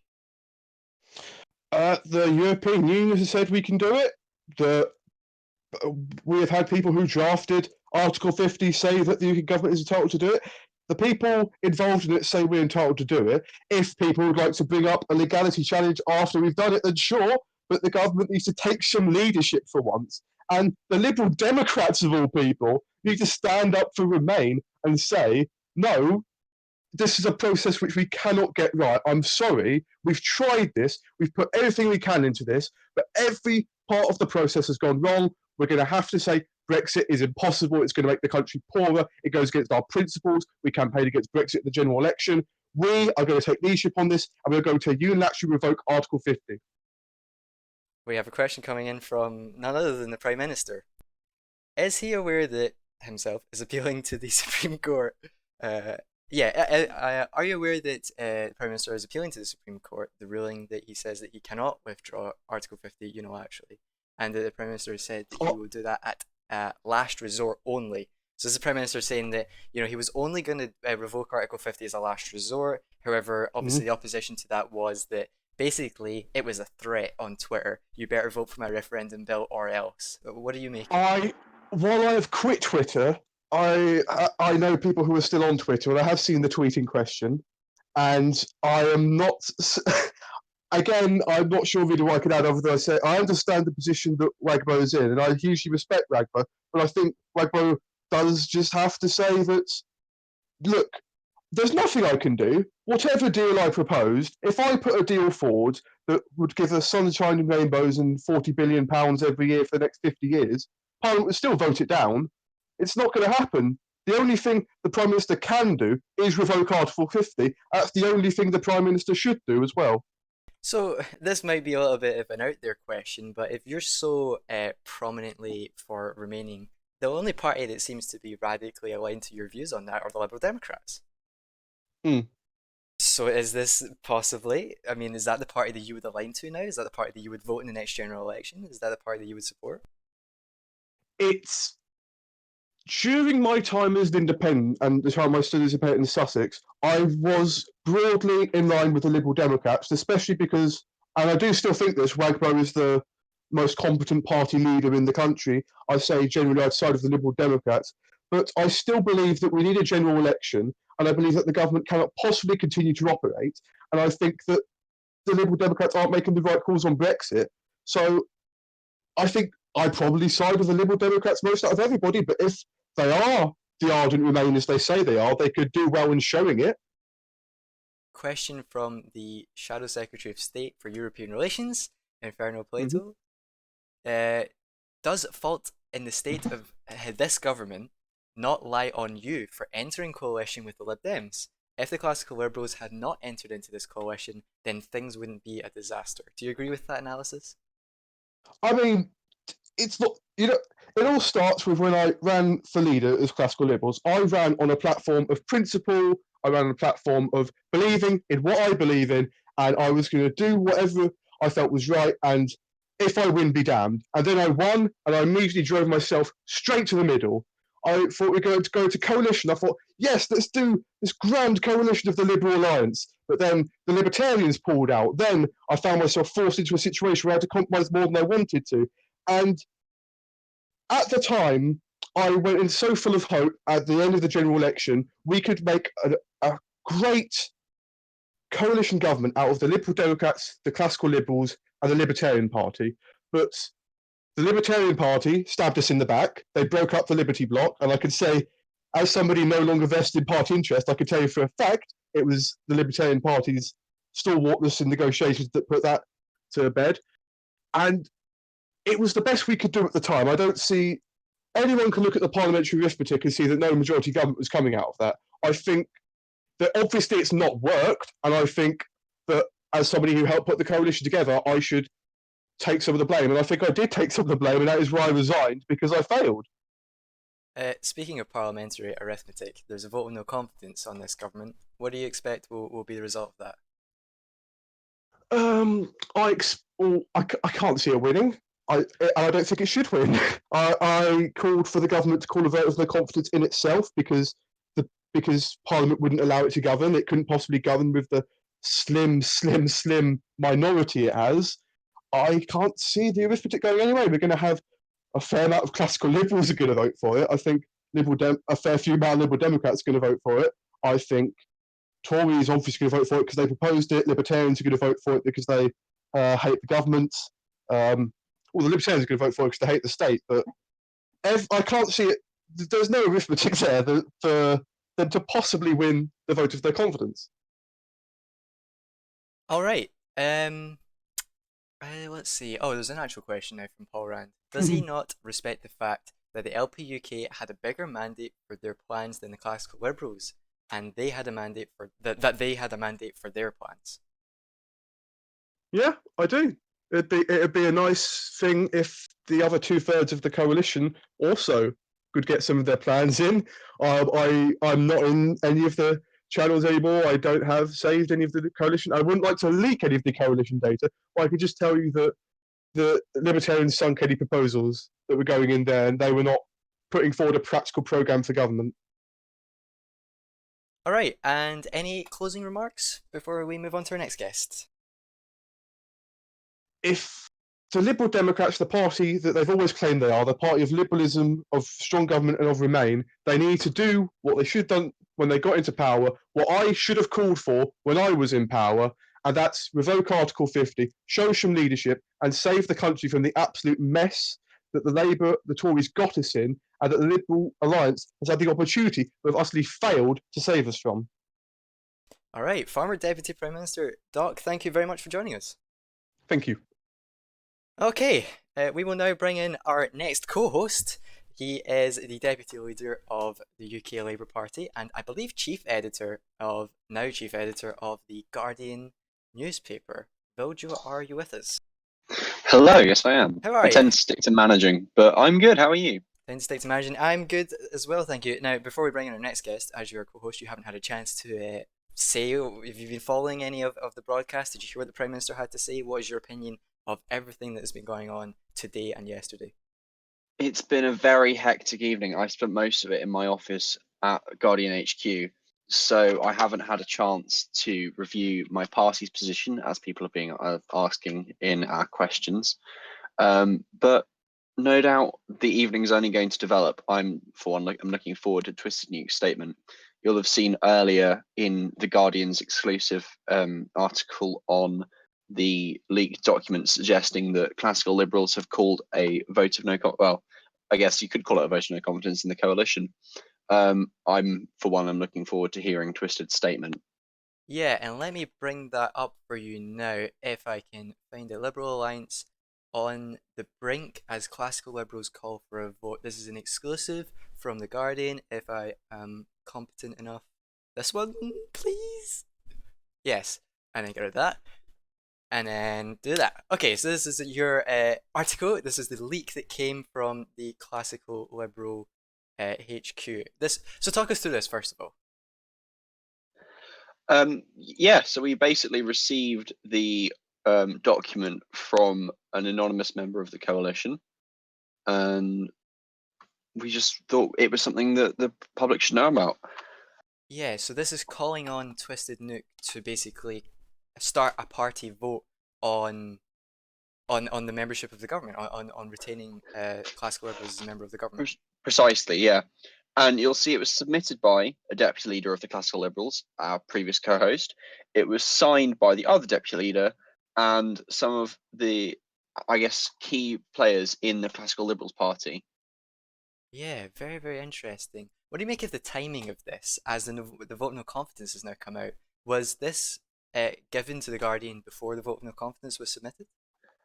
This was given to us before the vote of no confidence, and in the context of the vote of no confidence, I think there's no way the vote will pass. Well, sorry, will not pass. So you Especially expect if the government to collapse? I expect the government to collapse if the MPs named in this petition voted rather against the government and for the vote of no confidence. The numbers are such that even without support of minor parties like Plaid Cymru, the government will probably fall. You're having a little bit of a breakup. I don't know, it's a little bit laggy, but we can still understand what you're saying. It's just a little bit robotic. I don't know if you want to fix that. Whilst I introduce our next guest, I'll just check he's here whilst you're fixing that. Give everyone a chance to read the article. Hopefully, next we'll be trying to bring on the leader of Plaid Cymru, who's been in a very interesting position after the Wales Assembly elections and the Brexit. So, here he is, the leader of Plaid Cymru, Victor HR. Are you with us, Victor? I believe your microphone may be muted, Victor. Oh, hello, good evening. Hi, how are you? Da. How's it going? Welcome to Sky News. Thank you. I'm very glad to be here. Sky News, obviously the most unbiased news source. Of course. We've not had a classical liberal debate dunks throughout the whole evening and now bring on Labour and be very, very nice to the Prime Minister. Anyway, so Plaid Cymru, where do they stand on all this? Now, first of all, for people who don't know, what is your position on, first of all, the extension of Article 50 and the Prime Minister's attempts to unilaterally revoke Article 50? Well, that's a very good question. Well, I think there's really no other way to finish Brexit without an Article 50 extension, because as it stands, we really do not have enough time to properly exit the EU. It's just, which is partly it's partly the problem of the government, who has really struggled to negotiate a good deal for the UK. But also it's partly on the parliament, which is so diverse, and so you don't really know which way the parliament will swing. I don't think it's a good thing that the prime minister is trying to unilaterally abolish Article 50, because that is something that Parliament, which is made up of representatives of the people, should decide on, not one person. Vildra, are you back? We just have a couple of questions from. I am. Yes, you sound great. We have a couple of questions from viewers for both of you. I guess I'll do one each. So let's start with Viljo. Why does Viljo not know the position of his own party? Did he just admit that he's putting the Guardian before his own party? A little embarrassing, that one. I've been at Guardian headquarters all day working on articles for the website, and it's a shame, but no, I haven't had a chance to check in with the Labour leadership. I know that discussions are ongoing, and I'm sure we'll have an announcement soon, but I can't comment. I have honestly got no idea what our position will be at this time. And question for Victor. How can you justify having no confidence in the government, yet voting that it does have confidence in the House of Commons, as numerous members have said? So I assume that he's referring to the fact that many Plaid members have said that they're going to have confidence in the House as their part of their speeches. Yeah. Well, it's still a very open question in the party itself. We're still having very heated debates over it. There are, as in many other parties, there are different currents. I think my position is that currently this government is the best we've got. We have to try, even with all the problems this government has had and we have seen. The Liberal Alliance is really the only way we're going to successfully exit the EU, as I see it, because we don't have time for another government. Another government forming period could take a week or two. We don't have that time. The election is in February, and we have to finish Brexit as quickly as possible. One of the things you talked about there was that this is the best that government that we have. Is this the kind of idea that Dunks was talking about, that perhaps voting out this government would bring in a Conservative government? Sorry, can you repeat that? I was just saying that I guess the kind of point that you're making around this being the best that we have, this government being the best that we have, are you in agreement with Dunks, who was saying that if you pass a vote of no confidence to the Liberal government, you could be making way for the Tories, which in some people's opinions could be even worse? Do you agree with that? Well, generally, yeah, because as it stands, I think the Tories have the best chance to form a government after the Liberal Alliance. I can't really see Labour and the Greens reaching the threshold to form a working government. So the Liberal, I think if I had to choose, I'd rather choose the Liberal Alliance over the Tory government. We've seen 3 Tory governments in a row, so I don't know if I'm very confident in them. All right, let's take a look at some other questions, if there are any. When can I buy tickets for Victor's comedy show? I believe that was a little joke. Okay, so Vil, did you have any questions for Victor, first of all, whilst I think of some? Well, let's talk about Wales. I guess we can talk about Wales, right? That's exactly what I was going to go for. Go for it. What's Ply's position on the negotiations with both, presumably, the Liberal Alliance and Labour Party in regards to the First Minister elections? Have Ply submitted a candidate to be First Minister? Yes, we've the current acting President of Ply has submitted myself as the candidate for the First Minister of Wales. As we've seen, there's already a working majority between the Liberal Alliance and Labour. So I don't think I actually have a chance to become First Minister, but I'm very happy with the position of Leader of the Opposition. I guess it's kind of a good point to bring whilst we have you in as well, Viljo. We were talking earlier in the broadcast about the state of the Liberal Alliance as a whole. I think this was when Dunks and Lord Grantham were in, and they both kind of agreed that really this shouldn't affect the Liberal Alliance as a coalition in Wales. Do you guys agree with that? Do you think the Liberal Alliance, regardless of what happens with the UK government, will still hold? You know what? I don't know. I don't know how much how many liberal Democrats and classical liberals there are when it comes to proportionality in the Welsh Liberal Alliance. So I don't know exactly if there would be any split. I know that the only person I can talk on behalf of is really Red Wolf, as he's the only. Well, I guess Wagbo. What Wagbo isn't an Yeah, assembly Red Wolf member. being the leader of the Liberal Alliance. I believe the Liberal Alliance are more tilted towards the Liberal Democrats, but not by much. Vilger, Yeah. what about yourself? Do you agree with the kind of position that Dunks has and many other members of the Liberal Alliance that really this won't affect them? Or do you feel like that we could see the end of the Liberal Alliance as a whole as well? Vilger, are you with us? Yes. I am. I'm hoping and I suspect that the Liberal Alliance won't be affected in Wales by this, well, mess falling apart of the government in Westminster. I think we can all parties in the Senate can agree that we're working towards a similar goal. So I have no doubt that the Liberal Alliance will stay together in Wales, if for no other reason than for the sake of, well, I guess, what I'm trying to say is, it seems very difficult this time for the Liberal Alliance to split in Wales. Who gets their seats as Assembly members? Who's campaigning and where? Who gets what? Is a very difficult question for them, given that it was quite a good united campaign, obviously showed in their successful result. I don't think it's worth it for them. I don't think it's worth it for Wales. And I don't think the Prime Minister and the Deputy Prime Minister, regardless of any feud they may have in Westminster, will do something drastic as to dissolve the Liberal Alliance in Wales. Okay, so regarding the budget, will Plaid be voting for this budget?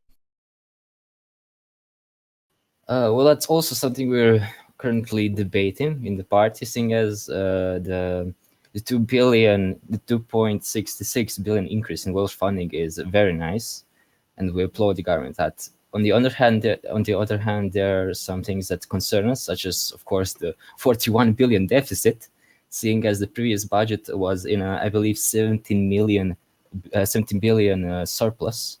There's also the increase of the tax on drugs, which concerns us as we're trying to make prescriptions free in Wales.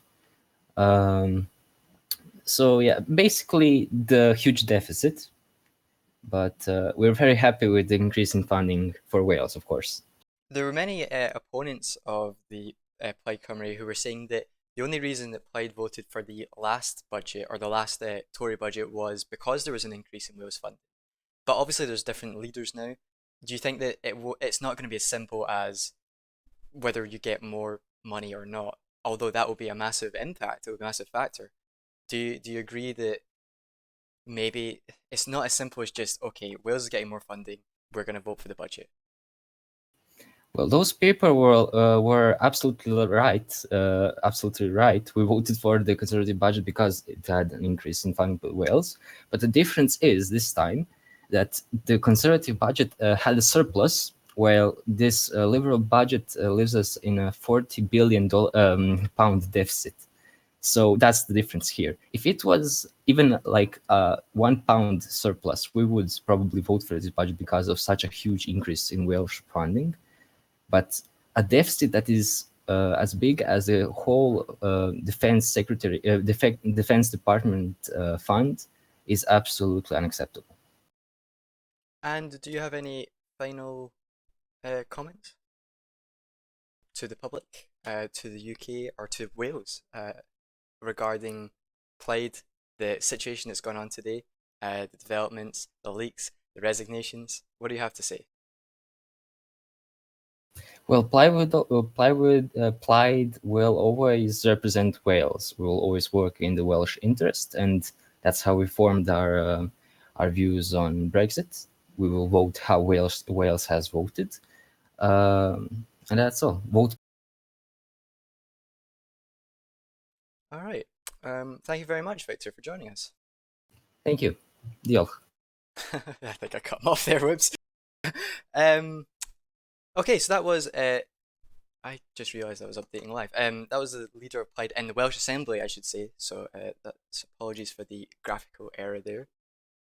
Interesting spot for Plaid. Obviously, they only have, is it 4? No, more than 4. Actually, quite a fair amount of MPs in the House of They have Commons. 4 MPs. Oh, 4, I was right, okay. 3 assembly members.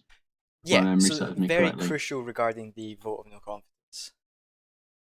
Anyway. Well, I wouldn't say so. I do believe if you do the numbers, the Conservative MPs, Libertarian MPs, and the classical Liberal MPs who signed the petition against the Liberal Alliance are actually enough to give you a majority. Wow. Blythe's 4 MPs wouldn't come into play if those 7, yes, I believe it's 7 classical Liberal MPs voted against their government. Well, if next. they don't, we'll see. Sorry, you were saying? Oh, no, it's okay. Well, we're going to take some, perhaps get someone on the field, bring someone in from the public. We have a former Tory member, now classical Liberal member, but does not hold an elected position at the moment, 4-inch meat skid, otherwise known as Louis. Louis, are you with us? Yes, I am. Hello. How are you? I'm okay. How are you? I'm great, thank you very much. So you're a member of the Classical Liberals. Now, you left, you stopped your membership with the Tories, you moved to the Classical Liberals. First of all, do you regret that decision? Do you feel that Classical Liberals have been a good choice for you, and will you be voting for them in the next general election? It's a tricky one, really, because my decision to leave the Conservatives wasn't because of the party itself. It was more, I wanted to take a step away from the Commons, which is why I stepped down from all my roles. And I had a lot of good friends in the Classical Liberals, and I decided that I just think I would enjoy my time there more. There are some fantastic people still in the Tories. I still regard many of my favourite people in the Commons as being from the Tories, and I am still at heart a Tory. However, me stepping away from the Commons and me having a more active social life, if you will, with the Classical Liberals has sort of made me change party. There was no, bad intent. The Tories seem to have taken it in a somewhat negative way, and I can't really blame them. But that's down to them. Well, you must have heard the comments from the Deputy Leader of the Opposition, Torsten Russian.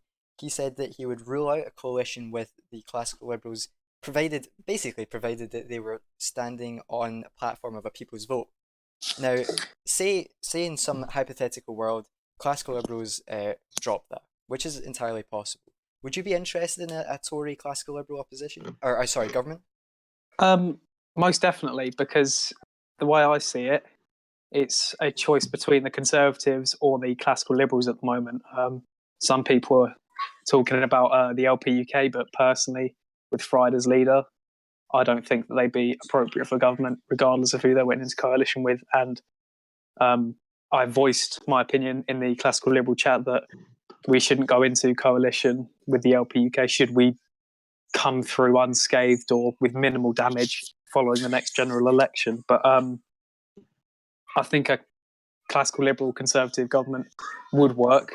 There would be a few rivalries. I can imagine that between Inferno Plato and Twisted Nuke might be one that comes up quite regularly, but I think overall it could work, and given the current state of the government, I think it might be the most sensible option. Vilger, you want to ask a question? Yes, we have 3 questions for Lewis. Lewis, who's your favourite Tory?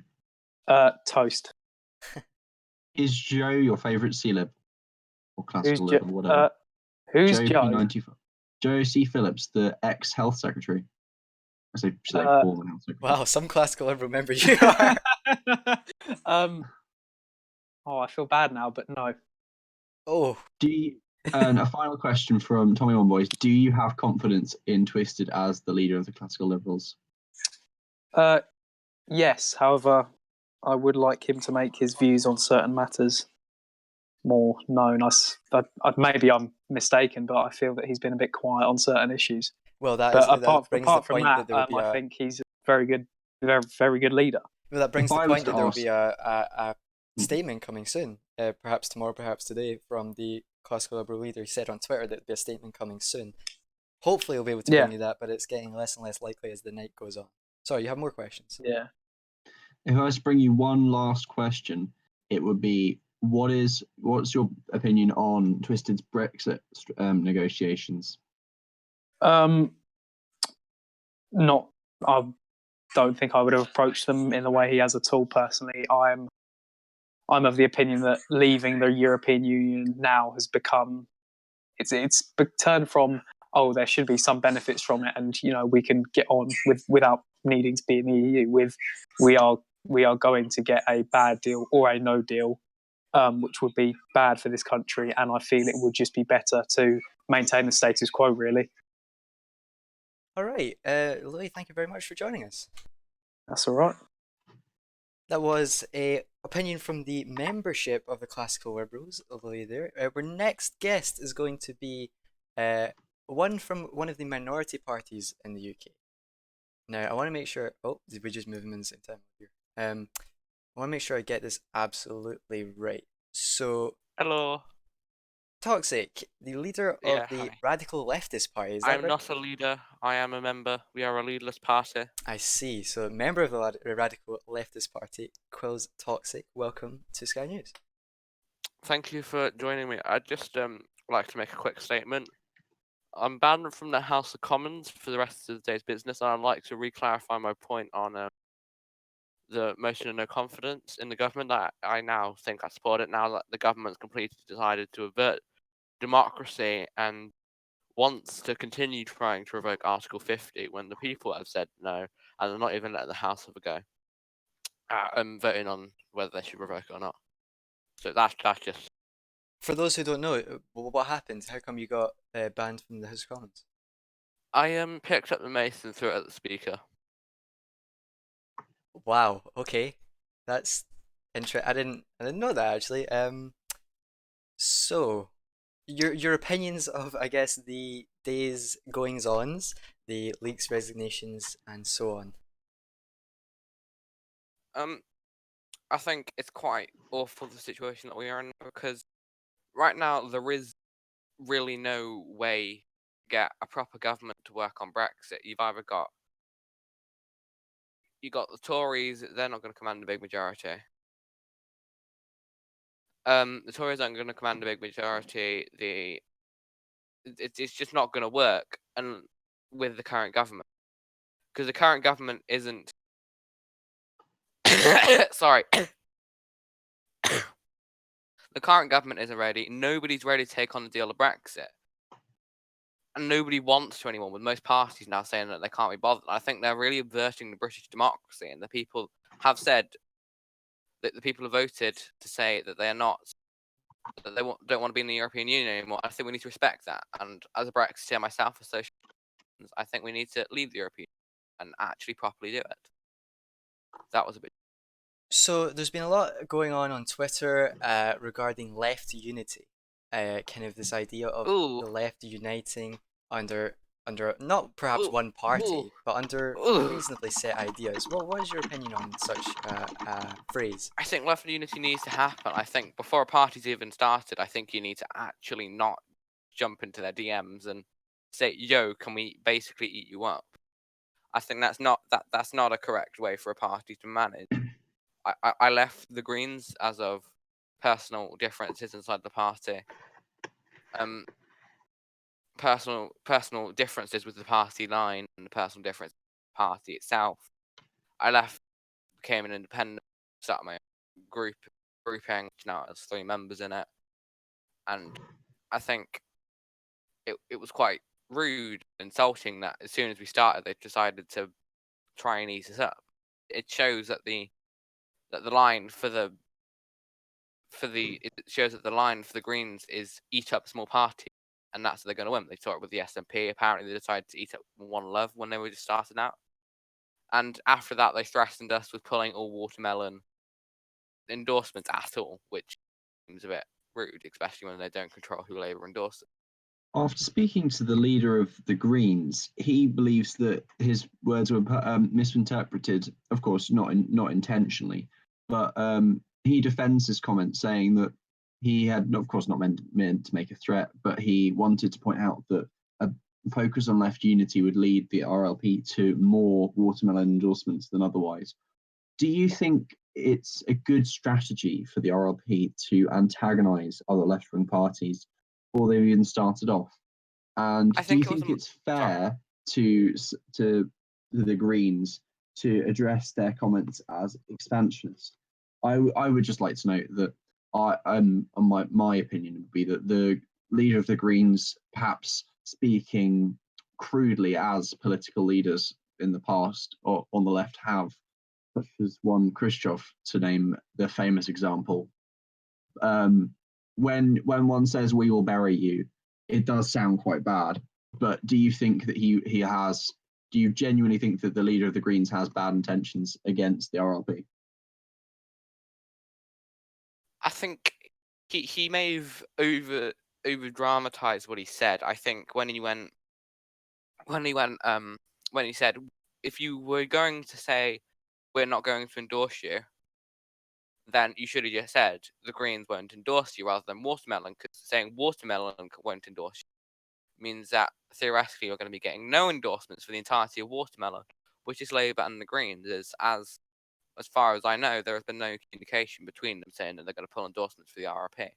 And I think talking about that, I basically went on antagonised, and I think it's very clear that it was more of a power move.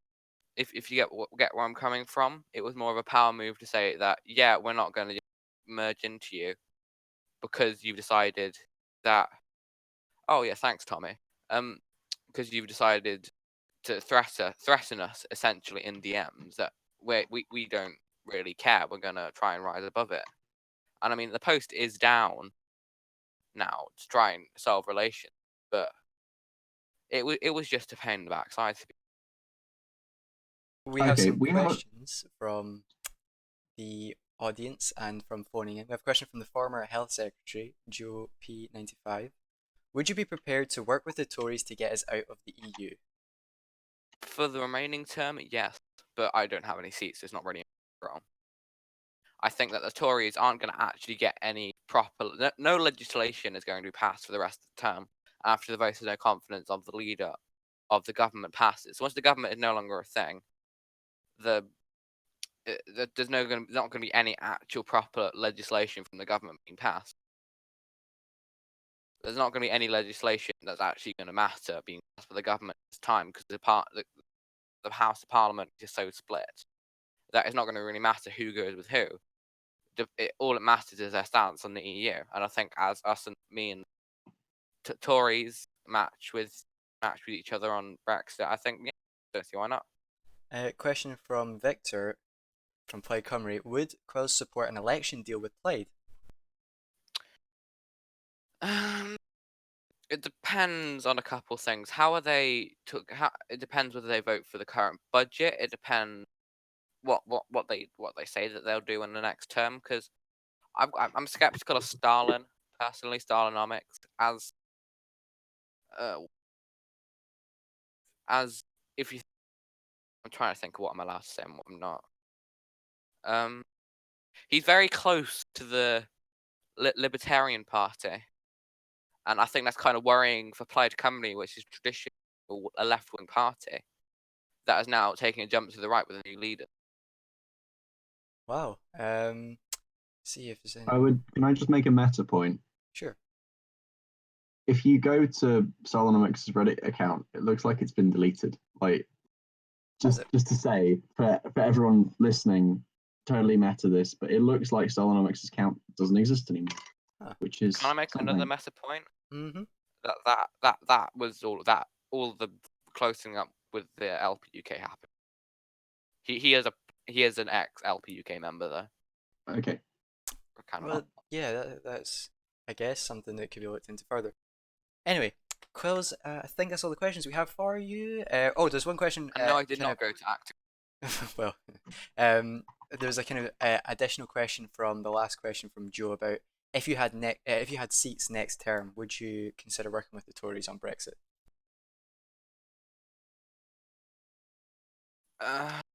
I'd consider maybe a supply and demand, or so I wouldn't want to go into government with them for a full term. But you're 'cause I'm still trying to- open-minded to that possibility. I'm still open-minded to working with them to work. I'm still open-minded with them to work on Brexit. I'm just, as we are the radical left, I don't particularly like austerity and like all of the Tory bits. That's fair enough. Well, Kostalzik, member of the Radical Leftist Party, thank you for joining us. I tried to not cut her off there.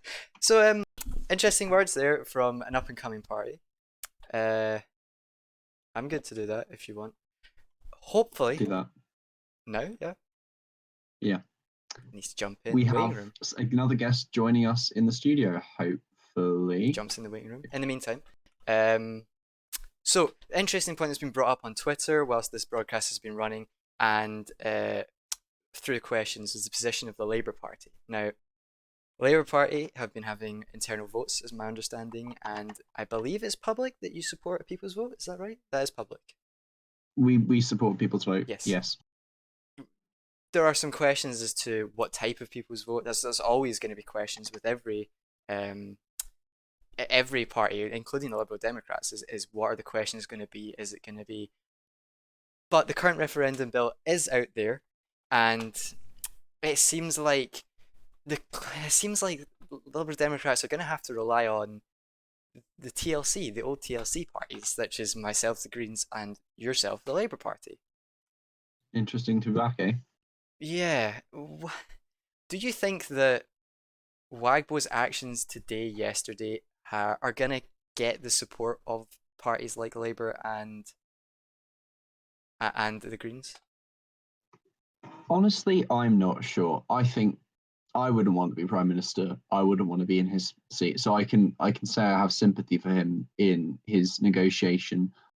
I do think that Prime Minister, in regards to the Liberal Alliance and not working with the Classical Liberals, cutting the Classical Liberals from cabinet, it seems, and in announcing a budget without without consulting the Classical Liberals on its final form, is a failure as the Prime Minister. I do think that Labour and the Greens won't look too keenly on that, though I can't speak for either of those parties in full. Well, we can hear know from the leader. He has made a statement on Twitter. This is Will Shakespeare, the leader of the United Kingdom Labour Party. After many hours of discussions within the Labour Party with our leadership, our MPs and our members, we have decided to give our MPs a free vote on the vote of no confidence. There were good points raised by all sides, and all members passionately believed in the arguments that they were making. And we believe that it is the best decision for our country to ensure Labour MPs have a free hand when it comes to the most important decision they will likely make in their parliamentary career, when they clearly care so much about the position they have taken. Now, first thing that comes to mind is the consultation with our leadership. Viljo, were you consulted on this? I was consulted. I was asked if I agreed with this stance, and it seemed to me to be the best possible stance for our membership, for our MPs, and for the country as a whole. Well, we can speak to the leader of the UK Labour Party now. Will Shakespeare, are you with us? Hello, I am here. How are you? I'm alright, how are you? I'm good myself. So a lot of questions have been raised regarding Labour's position. First of all, yes. What is your reaction to everything that's happened today? It's the broad question of the day. Well, it's certainly been probably one of the most incredible days any of us have seen in British politics, certainly since I entered politics. It's a historic day. It's fair to say that the government's in a mess, but I think it was almost inevitable that Brexit was going to end up this way because the country is so divided and because there's such diversity of opinion, such division within the government itself, between not even just between the Lib Dems and the Classical Liberals, but within the Classical Liberals themselves. It seemed almost inevitable that it was always going to end up like this. Yeah, it's really, really interesting. I mean, it seems to be something that's been building for weeks and weeks and weeks, this kind of tension between the Liberal Democrats and the classical liberals. Have you got the kind of same idea that there's been this kind of build-up of, I don't know how to describe it, but it just seems like there's always been these little No, knocks on Twitter and it's definitely been building. Probably since the referendum bill was put forward, it's been sort of gathering steam since then. When the briefing went around every MP showing that the referendum bill wouldn't be done in time for the deal, and we may end up having to join the euro if we voted to remain. And I think from that point on, that's when relations within the government sort of collapsed completely. yeah, there was a kind of moment of standstill when this idea Yes. of taking part in the euro again, the whole Remain camp were just kind of like, what? Hold on. It's such an interesting kind of addition to the withdrawal agreement. So you've said that you're going to have a free vote on the vote of confidence. Is there anything Yes. else you want to add on to the? Because obviously Twitter restricts you to 240 characters. Is there anything else that you'd want to add on to that as to No, why I you made think that decision? we made the decision because there's such a variety of views within the party, and there was such passion from all of those arguing that we should oppose the vote of no confidence, those that say we should support it, and it just didn't feel right to enforce a view on them when there was such passion from everyone. It didn't feel right that we should restrict. This is at the end of the day a question of judgment. It should be up to the individual judgment of our MPs as to whether they have confidence in this government. And I think there were members that did have confidence in the government, and there were members that didn't have confidence in the government, and it didn't seem right to tell those that have confidence that they shouldn't, and those that don't have confidence that they should. Well, it is 9 o'clock. We've been going since 7. It's 2 hours now, but we're still going strong. You're watching Sky News with our special drop-in broadcast regarding the developments of Brexit, possibility of government collapse, the possibility of revoking Article 50, and so much more. The tweets, the backfire, the kicking co-hosts out of the office and bringing in the Prime Minister for an interview. We're here right now with the leader of UK Labour. Well, I guess going back to TLC, this is the thing that's kind of been talked about, and you're limited in what you can say, obviously, but do you trust Wagbo as leader of our country? I think Wagbo has shown an incredible flexibility and an incredible problem-solving ability. The imagination he's shown over the last few weeks has been almost awe-inspiring at times. I trust Wagbo. I think he's doing the best he can in the most impossible situation. I think the problem is the government as a whole is fundamentally flawed, and it has been from the very beginning. I think having two parties that have just started hating each other openly on Twitter has been a massive issue. Not only that, but the Brexit secretary. Well, as you know, I put forward a vote of no confidence in him months back after the whole Gibraltar crisis that the Tories abstained on, and as did the LPUK, two of the parties now leading the way on this. And I think we didn't help that we had a Brexit secretary that time after time showed that he wasn't up to the job. And so I don't think I think Wagbo's doing the best he can, essentially. Virgil, do we have some questions from Twitter? I believe there's one from the former health secretary. Is that right? Oh no, we have one from the Tories, from Le Chevalier Malfait. Have you got that, Virgil? Or is he still laughing? Yeah, it might be. I'll take it. We have a question from Le Chevalier Malfait. I think, if I'm right, yes. Had Will been in government, how would he have handled it differently? Well, I think what was absolutely necessary was that the referendum bill should have been put forward a lot sooner than it was. I think we could have probably saved ourselves a lot of problems had the government actually known how much time they needed to have a referendum in order to make sure we were able to do it without having to renegotiate and go cap in hand to the EU for an extension. I think that was a fundamental mistake by the government that they had to do that, because they got the timings on that so catastrophically incorrect. Is it time for a grand coalition, Will Shakespeare? The last one went so well. Well, I mean, yeah. To deliver Brexit, man, you've got to unite Britain. Don't you agree? I would have to look at what parties are going to be involved and the specifics of any potential grand coalition. I can't say hypothetically on something so fundamentally important. I'd have to see details. The budget is another issue that came out today. Obviously, Yes. It's a bit fresh. It's obviously out today. But what do you make of the budget so far? Over £40 billion deficit.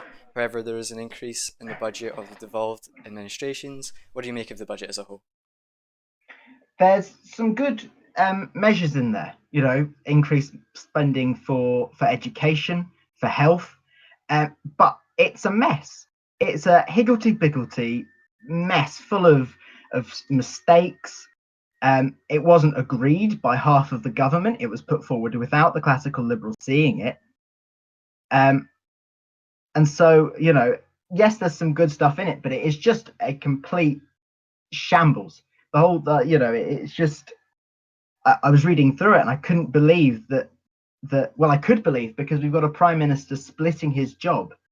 He's doing both the job of Chancellor of the Exchequer and the prime minister, and he didn't show it to the rest of his government outside of his own party.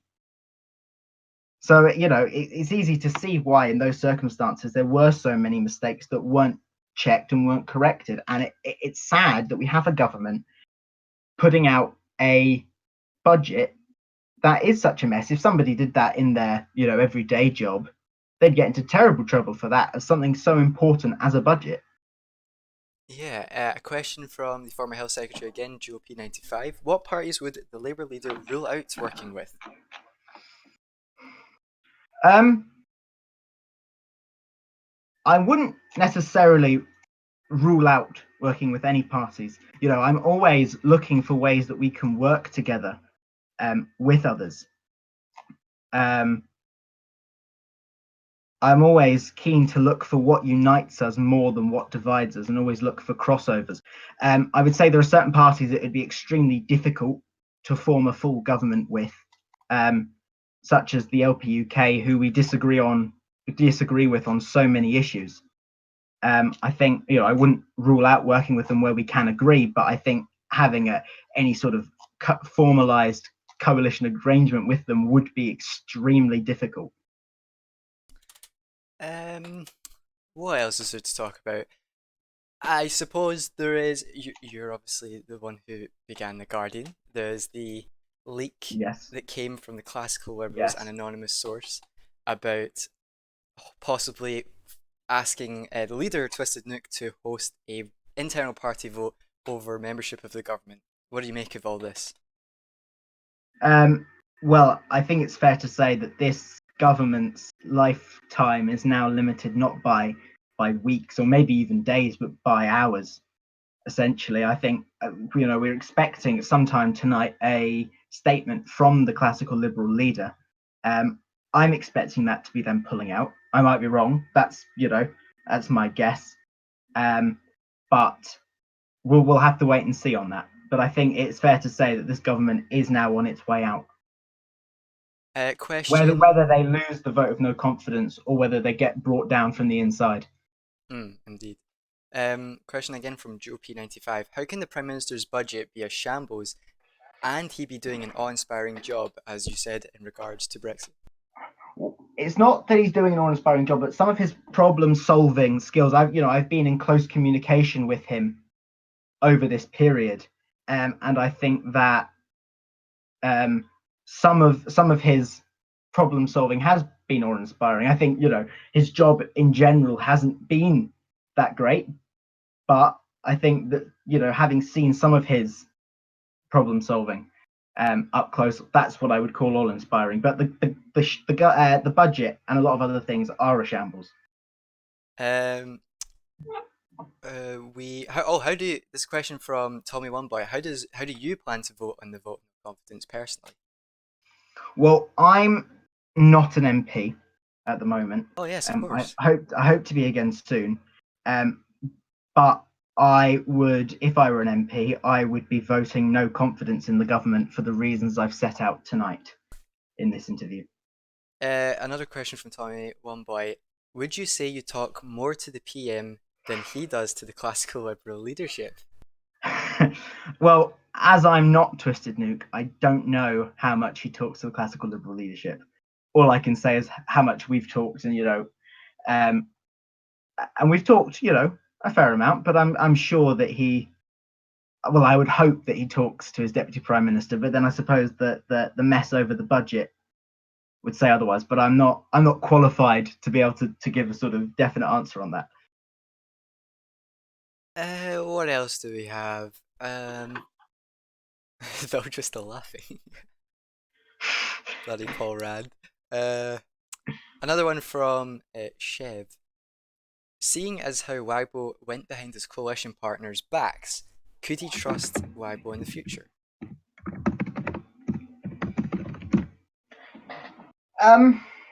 That's a very good question. I think it's troubling that the budget went out without.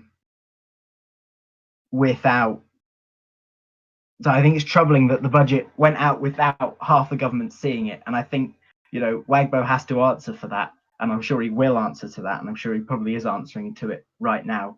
I don't know why he did that. I don't know how that came to be, but it's concerning. That's all I can say at this point. Let's go with the last. There's a couple of questions actually. One again from Joe P95. What does the Labour leader think about Viljo spending the day in the Guardian's office rather than working with his party on the issue of the vote of no confidence? Now, for Viljo's defence, he did say he was consulted on the vote, but what do you have to say about the question? Well, Viljo took over a job that I took on and then sort of left. So I know how difficult a job it can be. The job of editing the Guardian. So I've been in contact with Viljo. He's not been cut off to me. He's not on a desert island somewhere, cut off from all communication. So I have been in contact with him, and I feel like he has been useful to us throughout the day, and also to the press, which is an extremely vital organisation in British democracy. All right. Maybe one more, and then we'll bring in Alexa. One from Tommy Boy. Not including the past few days, have discussions taken place between the Lib Dems and Labour with regard? Well, I don't know if you can say with regards to a coalition. I don't know. Are you at liberty to say? We've talked about the potential of working together, in the future. Okay, we're always in communication about how our parties can work together, this term and post this term. All right. Any closing remarks before we move to our next guest? Without listening to Paul Rand, cough, cough. We have one more question for the leader of the Labour Party, which I'm not going to read out. Do you want to do the honours? Which one? The one from Paul Rand. No. Any closing remarks, Will? One question I have just noticed that I'd like to answer quickly was from Cthulhu. Oh, he asked, is the Labour leader scared to make the important decisions required of leadership? No, I'm not. Giving a free vote wasn't the easy way out. It wasn't a coward's decision. We had many hours of discussions, and I decided not to force my will on people who had a passionately held, very different view to mine on one of the most important issues facing our country at the moment, which is, shall we continue with this government or not? I suppose the last question fitting is, are you tough enough? Hell yes, I'm tough enough. Well, Shakespeare, thank you for joining us. Thank you very much. All right, that was the leader of the Labour Party. Let's just check if our next member is ready. We have the leader of Freedom for Ireland, one of the new minority parties, Alexa, joining us in the studio. If Alexa is here, get a little tag in and see if they're with us. Yeah, we're going to be talking to the leader of Freedom for Ireland. Oh, that's... There we go. You with us, Alexa?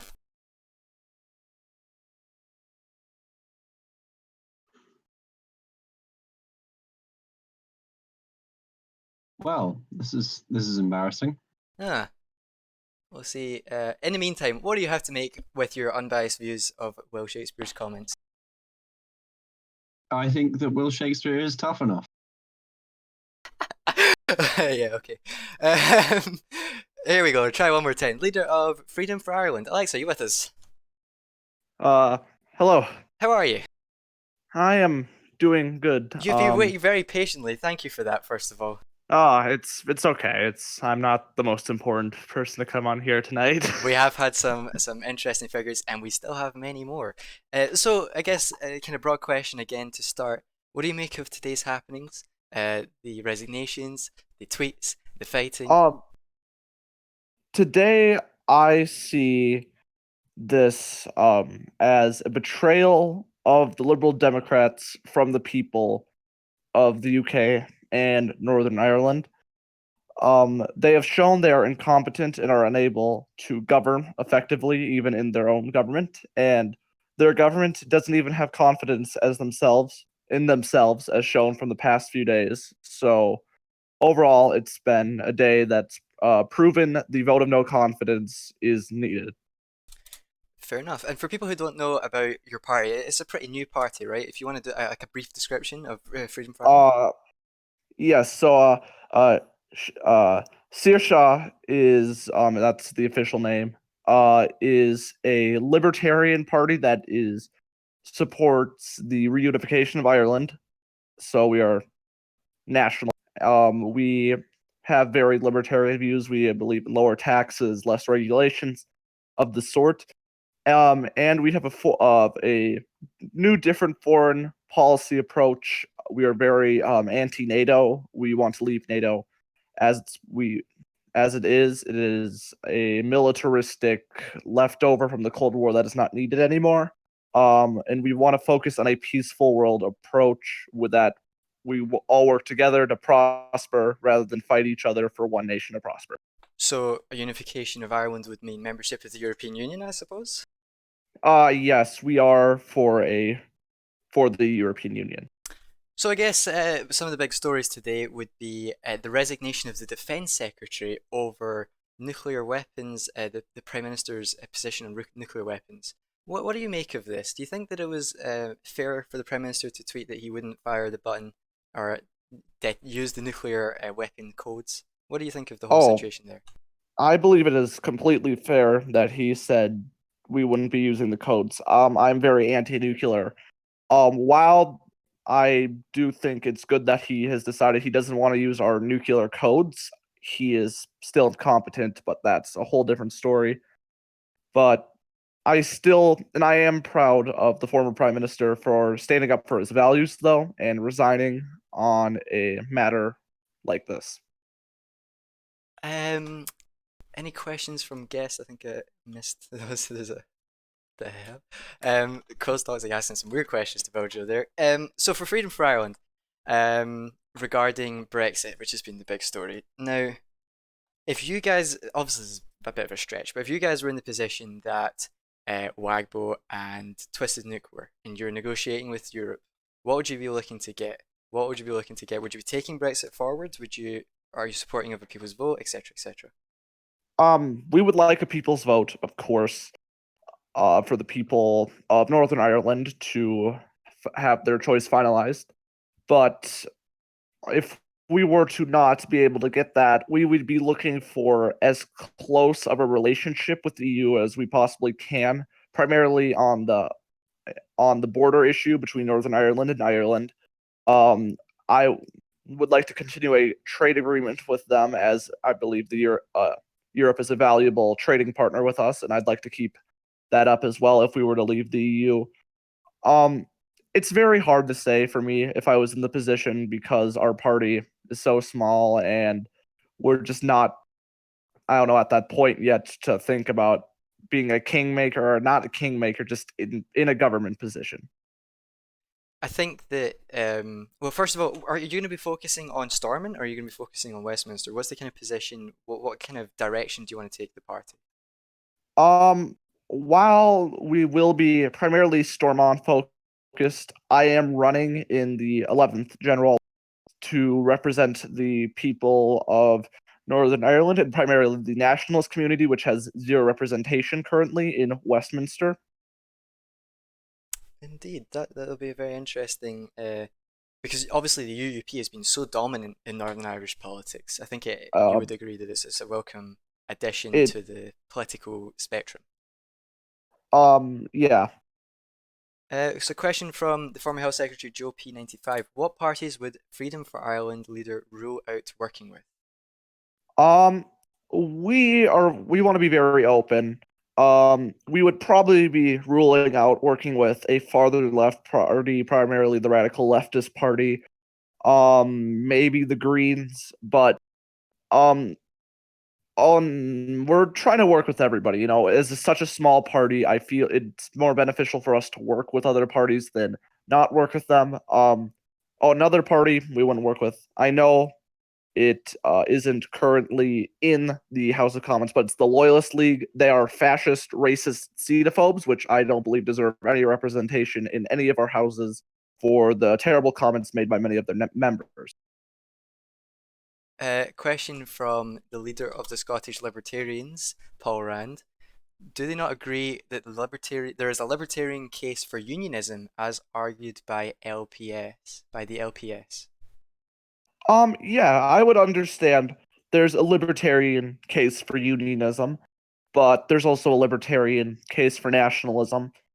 And I'm also here to bring a right-wing voice to the nationalists of Northern Ireland as well, not just specifically a libertarian one per se on right-wing economics, because for years our nationalists have been dominated by left-wing forces such as Sinn Féin and the Greens. Yeah, it really is something that's been missing in British politics, regardless of what position you hold individually. The idea of right-wing Irish nationalism is not, it's not really been explored to its full potential. Would you agree with that? Yeah, I would most definitely agree with it. And I feel like the best way for right-wing nationalism is to, of course, take some aspects from the current left-wing nationalist movement with being more socially progressive. We can't have a social or I feel like the nationalists are more of a socially progressive group because of, again, nationalism helping the underdog, or in a sense, and I want to take aspects of the social progressive areas of equality, and just around that area, especially as a person who is a member of the LGBT community. I feel like it's important to also just fight for those things as well. And I feel like right-wing nationalism can start appearing in Northern Ireland in the next few terms. Well, thank you very much for joining us, Alexa. It's a very interesting kind of diversion from the main news story. Very good to talk to you. Thank you. No problem. That was Alexa, the leader of Freedom for Ireland. Very interesting conversation there. Viljo, are you with us? What did you make of that? I've returned. I've not been very, how you say, awake for the last part of the conversation. My day at the Guardian's offices has taken its toll on me. Well, then we will move swiftly on, to the Shadow Secretary of State for European Relations and International Trade. Second time lucky, hopefully, for Infernal Plato. Are you with us? Hopefully, please? If you unmute, perhaps? No? Getting Hello. mic'd up. Some terrible joke about doors. Infernal Plato, you with us? Believe your mic is muted. I can hear Inferno. Oh, play if I too. You muted might him, wanna check your- that's my You might want to check your fault. setting. My fault because he was lagging out. Apologies. Let's try again. Plato. Hello. There we go. How are you? I'm fine, thank you. I was getting very nervous there Yeah, because me I being was, an idiot. I could talk to the guests in the waiting room. Well, okay. So second time lucky then, almost. Yeah. You've heard the Prime Minister now. He's come on. What do you make of Prime Minister's statements? The interview that we just had with him moments ago. You're gonna have to rehash it for me because I wasn't watching. Oh, damn it. Okay, so Prime Minister kind of remade his point on taking the revocation, the unilateral revocation of Article 50 to the courts. He believes that it's the right thing to do, and it's what he, as a Liberal Democrat, had a mandate for. And that was the kind of key point that I picked up on and asked a follow-up question on, was that it seems like he's kind of half expecting the government to collapse regardless of whether they vote on no confidence or not. He says he doesn't know, but there's a kind of idea here that there's preparations being made for something to change in number 10. I do think that's a good interpretation. I mean, I think we've seen recently a budget was published without consent from the classical liberals. You have classical liberals, maths saying they'll vote against the government. I think it's pretty clear the government's on its way out. I did ask the Prime Minister about the classical liberals being consulted on the budget, and he said that Cabinet and members that needed to know from the classical liberals were consulted about financial changes and makings of the budget. Let's talk about the budget. What do you make of it? I mean, I haven't read it. There's no point. Absolutely no point reading it because it's not passing. That's a fair enough opinion there. Well, to move back onto Brexit then, that's your portfolio. Yeah. I guess we're kind of beating a dead horse with a stick here. There's been a lot of talk against Wagbow's position, but the Tories have been very vocal, and I guess it was only fair for them to make their case heard as opposition. We've heard from the deputy leader of the opposition on both the budget and Brexit. What is there to add to this? Obviously, were you the one who submitted the briefing to all the MPs as well? You've been very, very vocal on Brexit. Yeah. I mean, it's really just about the next step. I mean, in our Brexit briefing, we did outline a bipartisan solution to the problem, and that was renegotiating the withdrawal agreement together, standing united as a parliament. However, the Prime Minister and the classical Liberal leader decided to not heed our advice, decided it wasn't worth standing their ground and renegotiating the withdrawal agreement. And so we get to the situation yet again where the Euro clause is still in the withdrawal agreement. Spain and the EU still have a veto on British overseas territories' relationship with the EU if we choose to rejoin. And we also lose our rebate. So, and this is, remember, the delay was only for a month. The referendum bill can still be delayed for over a month due to ping pong. Yeah, so from the House of even Lords. then, and we've made clear we are not going to be threatened by the PM. We are not going to vote for a referendum. So in this case, the problem is still there. So that was our stance. And because they did not heed our advice and chose to go their my way or the highway route, we had to put forward a vote of no confidence. And as Viljo was saying when he first joined as co-host, it seems like it's going to be very likely to pass.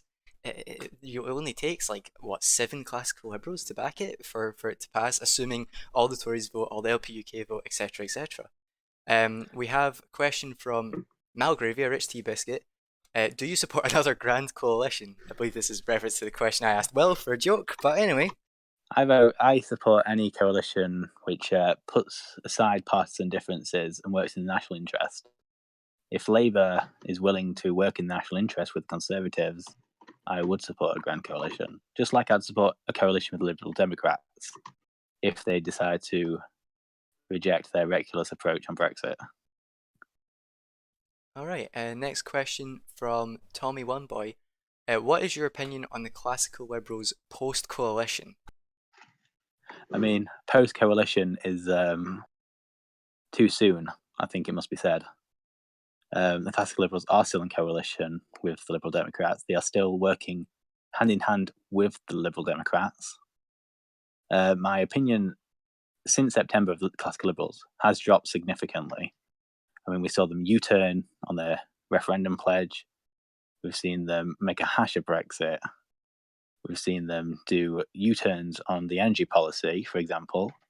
And we also have the Trident situation, where they couldn't even manage to get wrangle agreement from the Liberal Democrats to support the nuclear deterrent.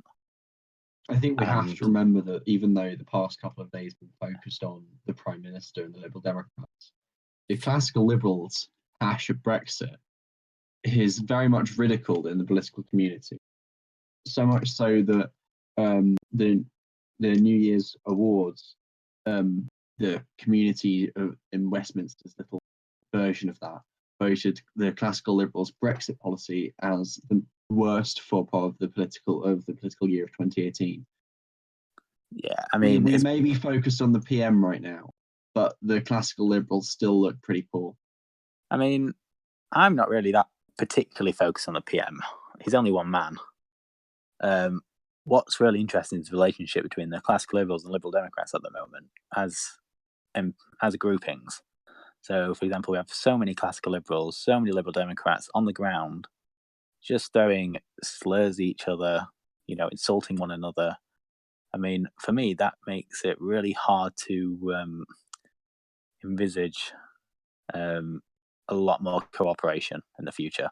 Even if Twisted Nuke is backing Wagbo, he's been silent. Yeah, he's been silent.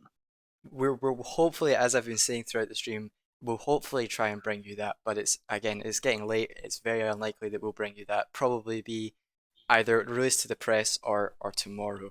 I guess there's a kind of point to be made about how this reflects on the international stage. All this kind of infighting and possibility of collapse and Twitter. How does this reflect for the United Kingdom on the international stage? Absolutely horrible. I mean, I can't say it enough. When this coalition was first announced, me and Contraband, the MC, we both voiced as past prime ministers that the splitting of the Foreign Office and European relations, I mean, this is going way back at the start, was very damaging for communications. No ambassador knows who to go to when they want to talk foreign policy. Do they go to Twisted Nuke or do they go to CDOC? And I mean, that exploded when the Gibraltar crisis flung out. Yeah. Then we have DF and myself once again also agreeing in relation to the nuclear deterrent, where Wagbo unilaterally just, said he wouldn't push the button. I mean, that just completely undermines the nuclear deterrent. And then there's the case of the UK agreeing to a withdrawal agreement without fully comprehending they did not have permission to extend Article 50. I mean, that was just stupidity on an astounding level. It really was. And then to follow that back with going to a summit, getting this extension, throwing more money at the problem, and then not realizing that the referendum still may not pass. And we still, in fact, may be going for a not managed, no deal Brexit. I mean, the EU must be laughing at us. Everybody's laughing at us. It's really not a good look for the UK. Question from the former Health Secretary, GOP95. What parties would you rule out working with? I mean, I'm a humble servant to Leafy Emerald. I don't do coalition talks anymore. However, when I was leader, I always said I never rule out a coalition with anyone. And I can't imagine that is changed policy since then. The deputy leader of the opposition said that he would rule out a coalition with the classical Liberals provided they stood on a basis of a people's vote. Would you agree with such a thing? Who said this? It was Toast and Russian. Yeah, I can imagine so. I mean, I say we would not rule a coalition with anyone. That obviously depends on the policies those parties are promising. And I believe it. I think it's very safe to say a Conservative red line is no final deal. Yeah. So that rules out Liberal Democrats. And if the classical Liberals want to continue lying based on what they promised in their manifesto and demand us to accept a final referendum, then I think it's safe to say we would not be coalitioning with the classical Liberals. Another question from Joe. How much of the renegotiation do you think was twisted, and how much do you think was the Prime Minister? I think it was. I would actually say it was all twisted. All twisted. I mean, yes, I don't think Wagbo really took an interest in Brexit.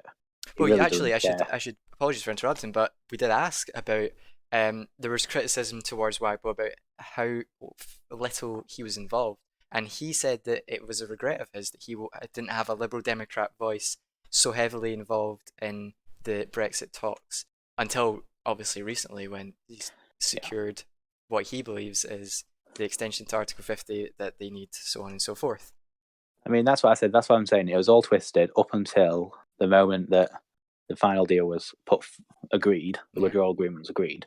Then he quickly realised, oh no, my one point was delaying Article 50.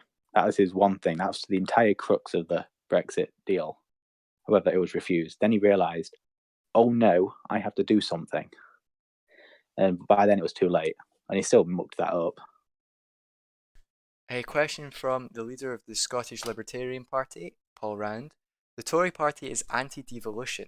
What case is there for Brexit if not to bring the voice of the people on important issues back closer to the people? Okay. Can you hear me at the moment? Sorry. Mm-hmm. Okay, yeah. We are not anti-devolution. And we have promised powers would go back to Holyrood once Brexit is dealt with. And I guess the second part being that, do you agree with the premise that Brexit is bringing the voice back to the people? I guess that's an easy question. Absolutely. It's take back control. Take back control of our money, borders and laws. And the epitome of that is, for example, devolving things like fishing, for example. Yeah, there was a motion submitted, was it by the Libertarian Party, about an immediate withdrawal of the Common Fisheries Policy, which I believe got voted down. I'm not too sure. Question from the former Secretary of State for Scotland and I want to say Defence. Would Inferno Plato consider a national unity government to finish up Brexit? This is kind of going off the same point of the Grand Coalition. Yeah. I mean, I would certainly like to see that happen, but it would depend on the policies pursued by that national unity government. From Tommy One Boy, the Prime Minister took a lead in the last part of the negotiations, and it showed on the fact that he gave away £30 billion in favour of a 30-day extension, which is still not enough time. Oh, it's not really a question, more of a statement, but do you agree with that premise? Or that statement? I mean, yeah, exactly. I mean, it just shows how much we made a hash of even that. For some reason, I don't understand why, when the EU treats you like that, why you would even want to stay in this organisation. I mean, really, it's quite baffling to me. One from Joe again. Think of the fact that the Prime Minister took a lead in the last part of the... Oh, this is just a reworded question. Okay, cool. Okay, so that's questions we've got from the public and other MPs and other elected representatives. Keep getting them in. If you're still joining us, thanks for joining us. We've been here for bloody ages. You're watching Sky News. We're with the Shadow Secretary of State for European Relations and International Trade. Okay, what else is there to talk about? Well, there was the talk. We've dealt with Brexit as much as we possibly can. We've talked a little bit about nuclear weapons. Wales, I guess there was something that we were talking about in Wales. I wonder this kind of idea The Liberal about Alliance. Yeah, the Liberal Alliance. Well, do you think that will survive? I do think it will survive. It really shouldn't, but I think it will. If only because I get the distinct feelings the classical Liberals really do not care about it. They really don't. And they see it in a purely transactional approach. They support the Liberal Democrats in Wales. Liberal Democrats support the classical Liberals in Scotland. That's how I see it surviving. Yeah. And any final comments to make on Sky News? No, apart from the fact that we really should end every MP in the Commons really should think very carefully about this upcoming vote of no confidence and vote against the government, really. And I'm speaking this to Green MPs and Labour MPs in particular. It must be made clear that this government really, really is incapable of governing at the moment. It's time that Parliament worked together and took back control from this PM. Thank you. All right, thank you very much, Inferno Plato, for joining us. Okay, that was the Shadow Secretary of State for European Relations and International Trade, Inferno Plato, one of the most vocal voices on Brexit for the Conservative Party. I have a question from Tommy One Boy. For me, what is the position of the First Minister of Scotland in all of this? Well, as you will note, the Scottish Greens are firmly pro-European, pro-People's Vote. It was the Scottish Government, myself and the Deputy First Minister, that brought together the executives, devolved executives, and the devolved government of Gibraltar to sign a joint statement backing the extension of Article 50. This is something that we believe we had such a worthy voice for, and hopefully it was a little boost to a little kind of message that was sent to the European Council when the Prime Minister asked. Perhaps it swung the vote, you never know, but that's only speculation. Look, it's the Scottish people deserve better, as I will continue to say. However, the current political climate in Holyrood makes me anxious, and I will leave it to the people, as we should be doing for a vote on the or a referendum on the deal. Something I continue to back. Okay. Who's next? We have... Oh, hold on. Let me get the list first.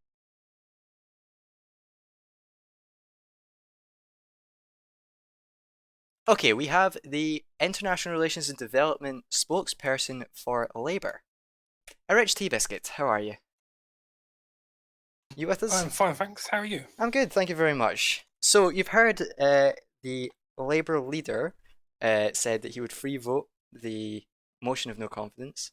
Do you back that? Do you back the Labour leader's choice? Yes, I think, as he said, there's very passionate arguments on both sides. So it's really be untoward to try and force people that have confidence in the government not to have confidence in the government, and very the same to force people that have confidence in the government not to have confidence in the government. So I think that's really just the best solution moving forward. I guess the same question that was asked to Will, if Labour were in this position right now, as in today, you've got the would you, first of all, there's the possibility of the revocation of Article 50, there's the deal. What would you be doing differently if you were in government? Well, I think the number one mistake I think is the poor timing. There was just complete lack of. It was like there's a sudden realization that, oh no, we don't have enough time. It all pinned on the EU extending the timeline, but it should have been in a way where they didn't need that extension. How are you going to vote in the motion of no confidence? Well, I'm going to vote for it. I just don't have any confidence that this government can negotiate Brexit, or even, how many secretaries of state have resigned from the past. It was basically hard keeping up with who was the foreign secretary, who was the international development secretary, because by the time the next question time rolled around, they'd already resigned. So it was it's a complete farce. So I think it's just best to, perhaps get a unity government ahead so we can sort this, sort Brexit out, and then move forward after the next general election. Is there any party you wouldn't want to work with in particular? Sorry. Well, I always say bash the fash. I don't work with the Loyalist League, and I can't see myself working with Libertarians. They think I'm an evil socialist, and that would be red lines across the board from them. and I don't know. I can't see myself working under the classical liberals. I think there's been a bit too much bad blood between the opposition parties and the classical liberals. So it would really depend on the deal. But the Lawless League and the Libertarians, I think, are just out of the question because their policies are so out of touch with what I want to achieve as a socialist.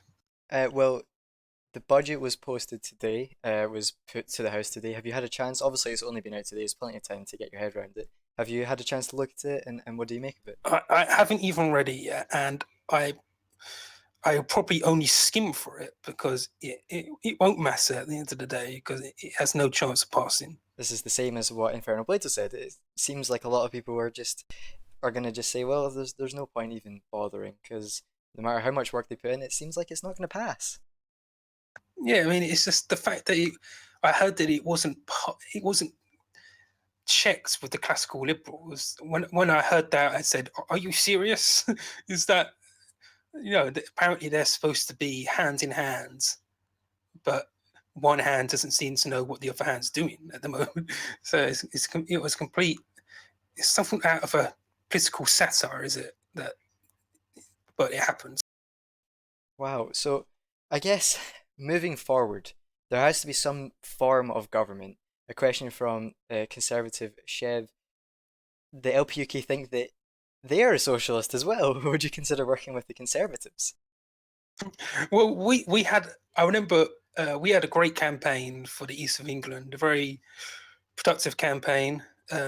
Both sides. It was very good-natured campaign. So, if there was a good deal on the table, I mean, I voted in favour of the Grand Coalition last time, so I wouldn't have a problem with voting for a national unity government again if the deal on the table was the best for the country. Okay, we have some breaking news that we could get you to react to.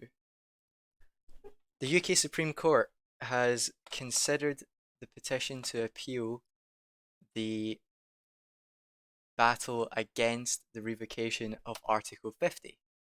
Laura Howardson successfully had the High Court rule that the Prime Minister cannot unilaterally revoke Article 50, which he is now appealing. So we're seeing some form of announcement that I think is going to close the book on the unilateral revocation of Article 50. A question that comes from that is, would you have done the same thing that the Prime Minister did? The kind of idea of revoking Article 50 unilaterally, regardless of parliamentary vote? No, because I would have organised it better, so we wouldn't have this situation where we need to. The referendum has no timetable. The people's vote has no timetable. So it's just, I think it's just it wraps a neat little bow on the disorganisation that's happening on the government. That it's going to, with this current government as it stands, it is going to be a complete disaster. Viljo, you've been quiet. Have you got anything to add? Oh, you're probably fast asleep. Yes, he is. R.I.P. Okay, so any closing remarks, Rich T. Biscuit? Well, I just say that I have just no confidence in this government whatsoever. There just really needs to be a coming together of the country just so we can get Brexit done and move towards the next general election. It's a very pro-politics government coming up. Well, thank you very much for joining us. Thank you for... Hopes. I think you said thank you for having me there. Okay. Hello, I return. You've woken up. I have. Just to notice something on in the press from Plaid Cymru. Yes, I was going to get to this. Go for it. May I? Yeah, let me bring it up while you read it. Being last seen in Plaid Cymru's Cardiff HQ on January 2nd, Stylenomics declared missing and is being searched for by local authorities. Plaid Cymru MP and Assembly member Victor HR commented on the situation. It was such a shock.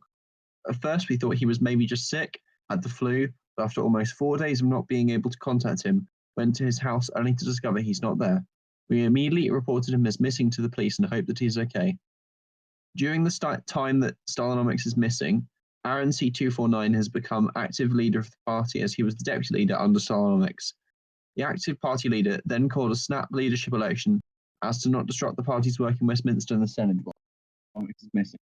Well, For there you those go. of you who are I not can aware, just as a meta point, Stylenomics' account has been deleted, and who knows? Yeah, so there you go. Plaid Cymru managing to come back from such a massive loss of MPs seems to have continued to hold strong. Okay, next up we have the leader of the Liberal Alliance. This will be very interesting. He is an assembly member, deputy leader of the Liberal Democrats. Red Wolf, are you with us? Hello, How are you? I'm good. How are you? I'm great, thank you very much. Okay, so there's been a lot of talk today about the future of the Welsh Liberal Alliance. What do you have to say about all this? Well, when we were formed, I don't think anyone on either side expected the Welsh Liberal Alliance to last the same period as the coalition. We knew that no matter what, like eventually the classical liberals and liberal Democrats on a Westminster level were gonna one day not be in a coalition together. We intended for this WLA to last past that point. I still have great relationships with the people in the Welsh Liberal Alliance. And we're definitely going to just move, even if our two parties on a Westminster level aren't working together, we're going to keep going with this WLA. We're not stopping just because of what's happening. All right, Viljo, there's a couple of questions from the public. There are indeed. You have been asked if you're going to remain in the Lib Dems. Yeah, of course. I have no intentions of leaving the Liberal Democrats. I'm their deputy leader, and I'm committed to the party 100%. Okay. Tommy One Boys, the former Foreign Secretary, now resigned, says that you said that sheep would make a better decision than the British people. Is that how little you care about your constituents and the country that voted in a fair and democratic election to leave the European Union? I think that's a bit of a misquote as to what I said. I can't remember the exact context. Ultimately, you have to take that with a little bit of it was obviously meant to be more humorous. It wasn't like a serious statement. There are a lot of intelligent people who support Brexit. They have good reasons. I don't support Union. I did at one time. My views have changed. And ultimately, we are a representative democracy. If the people want to leave the European Union, there's a general election coming up, and they can vote for pro-Brexit parties. That's how this democracy works. Okay. Oh, here we go. A question from the former Secretary of State of Scotland and the Defence, and I believe a member of the Welsh Assembly. I can't particularly remember. Yes, they are. Count Brandenburg saying, can you give us a flavour of the agenda we have in store? Well, so as I think has been announced on Twitter, the Welsh Liberal Alliance and the Welsh Labour Party are going to be forming a coalition. We will be releasing a cabinet shortly, so I can happily announce that I will be the First Minister of Wales if all goes well. And in terms of our agenda, we've got some big things in the works on both sides. Some transit reform, local election reform is something I'm currently working on personally, and I think those are some of the first few things that you're going to see right out of the gate from this new Welsh government. Another question, Viljo, from the former Health Secretary, I believe.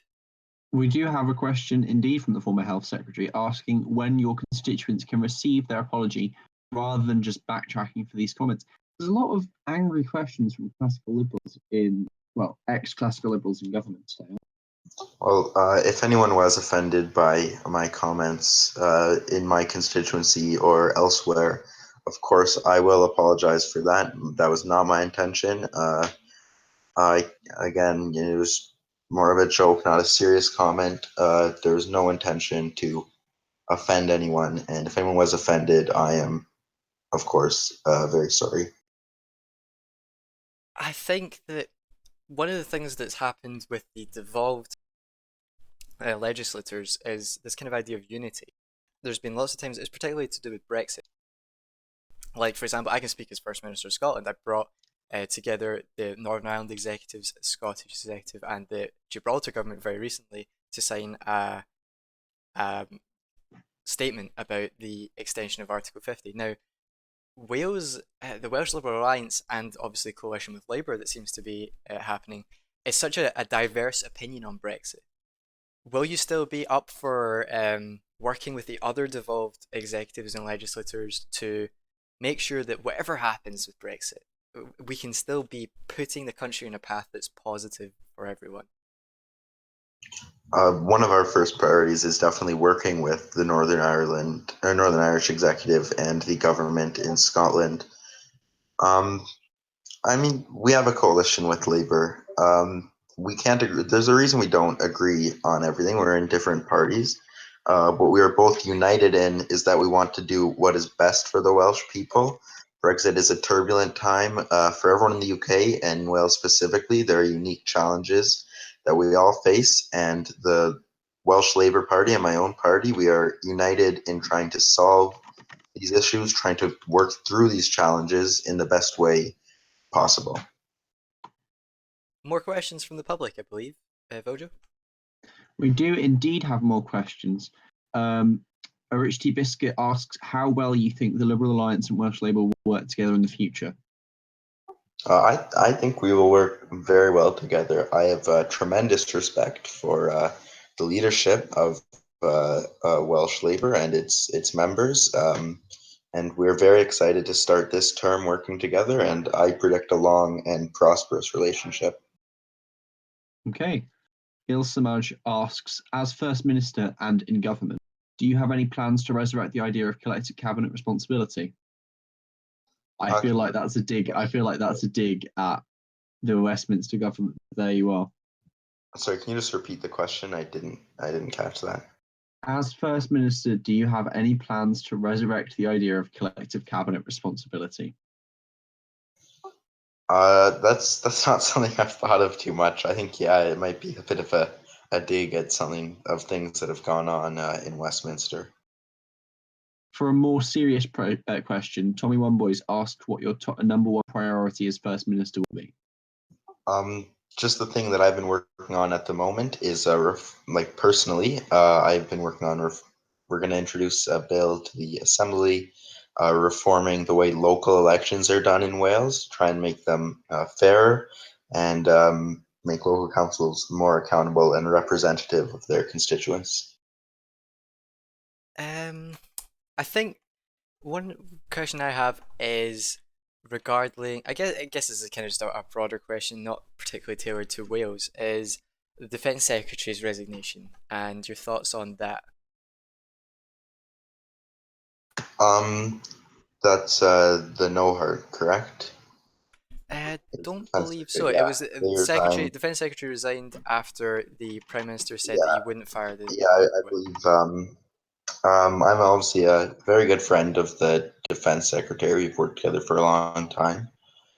I don't think there's too much of an issue there. You know, there's a lot of diverse beliefs on Trident within our party, and the Defense Secretary is entitled to his own views. I don't share them, and that's just the way it goes. Sometimes he's worked very hard in his position and in his other positions that he's held in the past. He's done a very good job, and he resigned. And it's too bad. I would have liked to work with him more, but that's just the way it goes. Is there any more questions before we move to a final conclusion? Sorry. No, I don't think there are. There's a lot of questions I see. Well, there's one about Prime Minister of New Zealand. I'm not sure. Are you aware of? I don't even know if this is bloody canon or not. I could speak more to Canadian politics, being from Canada originally. Great, I'm not really super knowledgeable about New Zealand's politics. Okay, so let's move to any concluding marks you have to the people of Wales and the United Kingdom. Well, I'd just like to say to the people of Wales, well, thank you so much for putting your trust in the Welsh Liberal Alliance and in our new government with Labour. We're going to fight for the Welsh people. And to look at a more broad issue, we've seen a lot of instability in the past few days with the government, but I can say Liberal Democrats, we're still committed to our core principles and values. I know we've had some troubles in the past, but we're going to keep fighting. We're going to keep fighting in the general election, and we hope next Parliament we can keep doing what we've been doing and trying to help the British people. All right, Red Wolf, thank you very much for joining us. Thank you very much. That was the leader of the Welsh Liberal Alliance, Red Wolf. Okay, Viljo, between us now, until our next guest is ready. There's been a lot of talking, a lot of interviews. Let's take a minute to chill and just have a light discussion.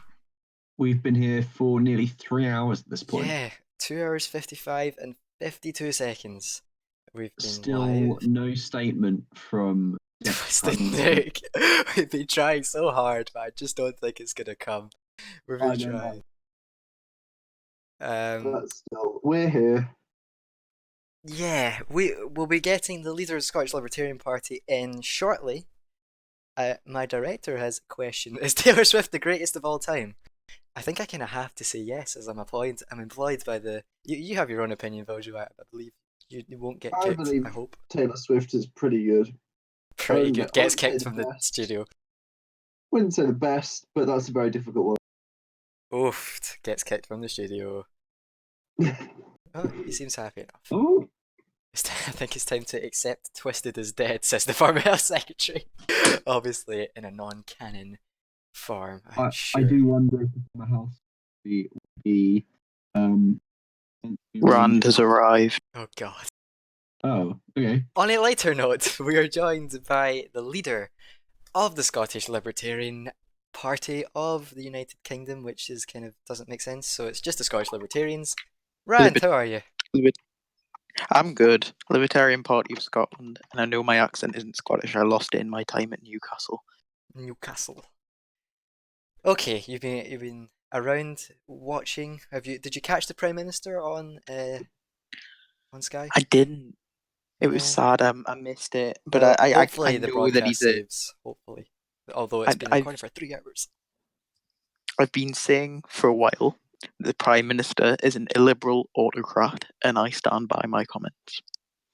Well, there you go. We're getting a message here from Red Wolf again that was confirmed by Victor and Red Wolf, the two candidates that will be running for First Minister of Wales, Red Wolf and Victor HR. Victor did say when he was with us that he would be running, so that's just a confirmation there of the two-horse race in Wales. Okay, Rand, Brexit. What do you have to say about everything that's happened over the past 24 hours? Oh, it's a mess. Absolute mess. We have government who doesn't know what they're doing. We'll have an extension to Article 50, which is pointless. I mean, what's that going to achieve, honestly? And then it's just all going wrong, and really everyone should retire, and resign even. Well, Wagbo should retire because he's a liberal autocrat, but apart from that. Okay, questions from the public. Viljo?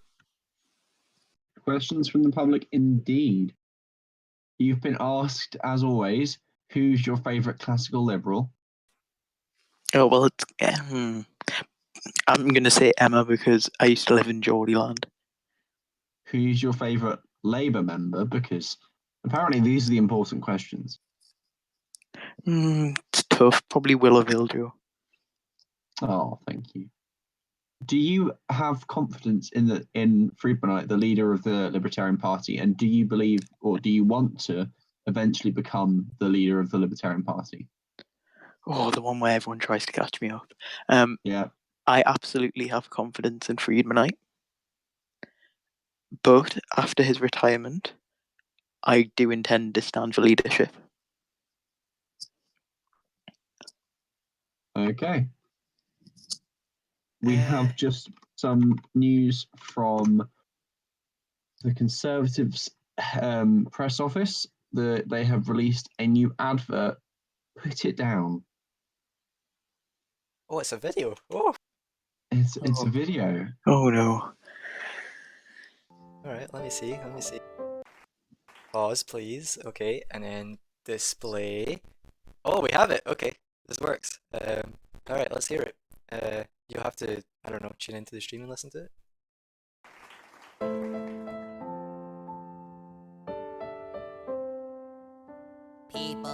Divided. I for one been watching without sound because of a thing to do with my audio setup here. My good microphone, not so great headphones. Let's all make a pledge to end it right now. Put it down, don't be on your phone. Something tells me the Prime sound Minister. here is quite good, but I can't hear it. Oh, hopefully you can hear it. Let's all agree here today. United Kingdom. Put it down. At any point today, you're being a Prime Minister. mobile device. Oh, that was brilliant. Uh, well, there you have it.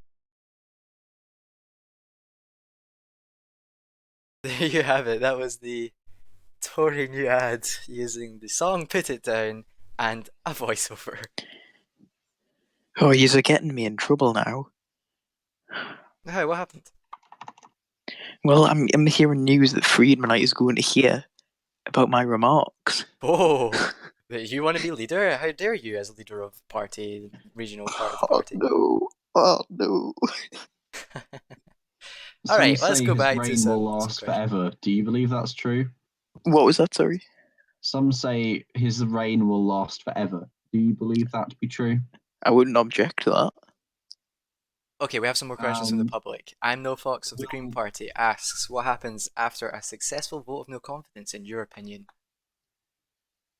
Oh well, it's got to be Wagbo must relinquish power, although I doubt he will as an illiberal autocrat. Then we have to look for either a national unity government or a centred government. I think at the minute it's looking more like national unity government, but I would prefer to have a national unity government at this point. A question from our one and only saviour Dunks. Are you looking forward to being Deputy First Minister of Scotland? Absolutely. I've been waiting for him to propose to me after 2 elections now. It's been asked whether or not you'd support the classical liberal and the LPUK working together after successful vote. I'd add to that. Do you think your party's leader, Friedmanite, is an obstacle to the LPUK working with other parties? Oh, well, I absolutely think we can work with every party on various issues. That's the benefit of us being libertarians and why we will But that always hasn't have. happened in the past. Well, I disagree. We're putting forward bills that parties can agree to. We're putting forward motions that other parties can agree to. To say we have no influence of our 14 members of parliament now? 14 members of parliament is impressive. Wannabe leader doesn't even know what's going on. We have stand with Rand. Stand with Rand, everyone. I ran a whole campaign on that. Stand with Rand. Two campaigns actually. And the third leadership campaigns. Oh, actually, that's free. My presidential campaign. Right, we're wasting your time here. Come on. What other questions have we got? Will the LPUK work with Freedom for Ireland? That's the idea of libertarianism again. Back on it, but Well, I'm not going to spoil anything for my good friend and colleague Sima, but I'm aware that he intends on launching our newest regional party, the Libertarian Party of Northern Ireland, which will be an other party. Yeah, you can shove And that exclusive up your ass, Guardian. I'm sure that he will look at working with all parties in that assembly to get our plans through. Well, there you go. Former Health Secretary Joe P95 says, I endorse the message from that ad that we just watched. The PM should quit Twitter. Does Rand agree? The PM should quit political life after showing himself to be an autocrat. Wow. Wow. Okay. Well. Okay. Any concluding marks, Paul Rand? You've been as, I don't know, enlightening as ever. Well, first, I would like to say I do not appreciate being banned for twatting. Here we go. Secondly, it was very cold outside of that studio, so I will continue to twat. But point is, freedom will come to Scotland. It will come to the UK, and Is Scotland not free? Not without an LP UK in partial, at least, government. I do not objectively believe that the freedom of Scotland can be ensured without a libertarian government. Okay, well, thank you very much for joining us, Rand. You're welcome. And we move swiftly on to our what we believe to be final guest this evening. The Conservative and Unionist Party MP for Northern Ireland, Shadow Home And Deputy Secretary. Leader. Deputy Leader, of course, and Shadow Home Secretary. Maj, how are you? I'm very glad that I managed to get here eventually, because I came up to your offices and then I was about to be called in, and then I forgot I had to go off for a dinner somewhere, and I'm glad I came back for the end of the show. But yes, I'm keeping well. Well, thank you for waiting so patiently. Before we get to your questions, we have some breaking news. A statement from the office of the Right Honourable Lord Grantham, the Deputy Leader of the Classical Liberals, has been posted on Twitter. At 9:03 PM this evening, Right Honourable Lord Grantham was rushed to hospital after he lost consciousness on his way home. He is in a stable condition. He will be taking a leave of absence in line with advice from his medical team. Wow, that is... This is quite bad, isn't it? We've just been You've told got... no. Never mind. Anyway, moving on. The Well, you've powers got that be have said that didn't... Stylionics going missing, and now you've got Well, potentially... there will be a leave of absence, at least from Lord Grantham, regardless of how that leave of absence occurred. I believe that's being contested by the powers that be. Anyway, you're here. Such a tweet cannot be remembered, and it What tweet? appears our sources must be wrong. Yeah, what tweet are you talking about? I've never heard of it. Anyway, Maj, you're with us. How are you, first of all? You said you're good, you've managed to get here, you went up to the offices. Let's get to the questions. Brexit. Now, we've had the Deputy Leader of the Opposition here, we've had Brexit Shadow Secretary here, now we have the Deputy Leader of the Conservative Party here. What do you have to make of all of the developments that have happened today? If you caught, I doubt you caught, did you catch the Prime Minister on Sky News? No, I didn't. Well, that's okay. But anyway, as a general point. I think that this government has shown quite clearly that Brexit is a shambles. We've got a government that it tried to pass one deal, but it had it too late and it couldn't pass the Commons, and the Brexit extension that the Prime Minister was so banking on didn't happen, and he was forced by pressure again to go back and renegotiate, largely through mass resignations, because luckily there was an alternative government in waiting, willing to point out the flaws in this government that it couldn't get its deal through. It didn't seem to even notice that. Now, when the Prime Minister came and negotiated for his extra deal, it brought him 5 extra days, subject to an extra vote in Parliament. So it's been a complete shambles, and I'm glad that we finally decided to submit a vote of no confidence. Yeah, the main story today being that vote of no confidence that Viljo has said will very likely pass. Do you agree with the assessment that this is pretty much guaranteed to pass, considering the amount of voices from the classical liberals that have said they're going to support it? Well, seeing as it was the Conservative leadership that called this vote of no confidence, then I think that the Conservative leadership will have to be pretty confident that the vote of no confidence that it calls will pass. We have some questions from the public, if you'd like to take them. One from Cthulhu is cool. Do you agree that Weibo should put it down? Obviously, regarding the recent new I ad. think that would be a very good idea, and I think that you shouldn't just put down Twitter, but I think you should put down the government. I mean, introduce this vote of no confidence, and what does he do? He ignores that it's happening. He produces a budget that everyone's ignoring, that no one knows. Everyone knows that it won't pass the Commons, and apparently, well, what I've heard from what he came on earlier, I heard one comment about it, and that's that he was ignoring the issue completely. So I think he should get out of fantasy land, put down Twitter, and get into the real world. Question from the former health secretary, Joe P95. Oh, that was just a exclamation. Is the deputy leader of the Tories concerned about how people critical of Wagbo are disappearing and becoming... We'll skip that question and we'll go for a rich tea biscuit. This question says, do you think that a decent Brexit deal is possible? Also, who's your favourite Labour member? Which was meant to be anonymous, but I read it, so too bad.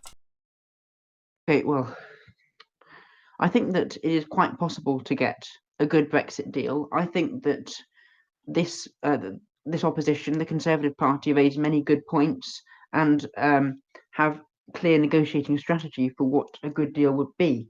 However, the Brexit secretary, or renamed Brexit secretary, Twisted Nuke, his own agenda, and whenever he got something which I'm sure he didn't like himself, and it was rejected by the country, which just lost him more time. I think that it is possible to get a good Brexit deal through. We've got the negotiation on citizens' rights already agreed that the Brexit secretary didn't even take up, and we've got some good points from this deal, which we'd be happy to continue on into a later one. And I think that if we give it a concerted push, then yes, it would be possible to get a good Brexit deal through. Yeah, I think. What do you make of Twisted's deal as a whole? I've always been stressing particularly about the Northern Ireland clause that just basically said, "Oh, we'll talk about it further." Well, what do you make of that, and I guess broadly as well?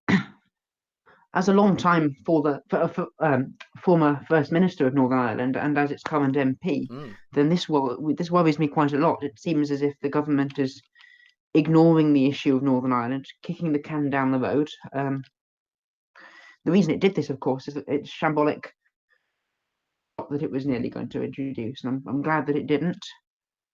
There are many other clauses that are pretty bad in the deal. It doesn't meet our criteria, and the Annex 1 of the deal, personally, I think is abominable. I don't know why when it was renegotiated. But yeah, a lot of the deal is bad. Yeah, I guess the question that's kind of been coming towards members of the Tories is what parties they're willing to work with. Now, Alf as a deputy leader, then we have to ask you the same thing. What parties are you willing to rule Of out? course. What parties are you open to working with? I don't know if we'll rule out any party as such, but what I will say is that we will have certain red lines. And one of those is that we will oppose a third referendum on Brexit, which is just trying to bring us back into Europe, which goes against previous votes. And we will we'll have red lines on certain key Conservative policy. But beyond that, we're open to working with any party. Some more questions from the public. Do you believe, this is from Paul Rand, do you believe that the LP UK and Conservatives could reach a coalition and that the LP UK isn't over-demanding the Liberals? The Liberals are just immature and can't compromise as evidenced by their government. I think that's quite a strongly worded statement, but I think, yes, it will be perfectly possible for the Conservatives and the Libertarians to get a deal if that's what we want to do, and if that's what the Libertarians want to do. Again, the Libertarians do have this reputation from the previous negotiations that they wouldn't, that they're not very good at capitulating. But I'm willing to consider that they would be open to it. We have many points of agreement. I think that a coalition probably could be reached if both sides wish to do that. Got any more questions here? I just remembered I didn't reveal my favourite Labour member. Oh, of course. I don't know if I mean, whoever I choose here, it's going to be controversial, isn't it? I am liking the new deputy leader that's making a lot of inroads here. What's he called? Is it Biljo? I also quite like someone I've worked with over the course of the Grand Coalition years. We wrote a bill together on Dawlish War and Protection, didn't we? A rich tea biscuit. Come off my head. Some very safe answers there, I think.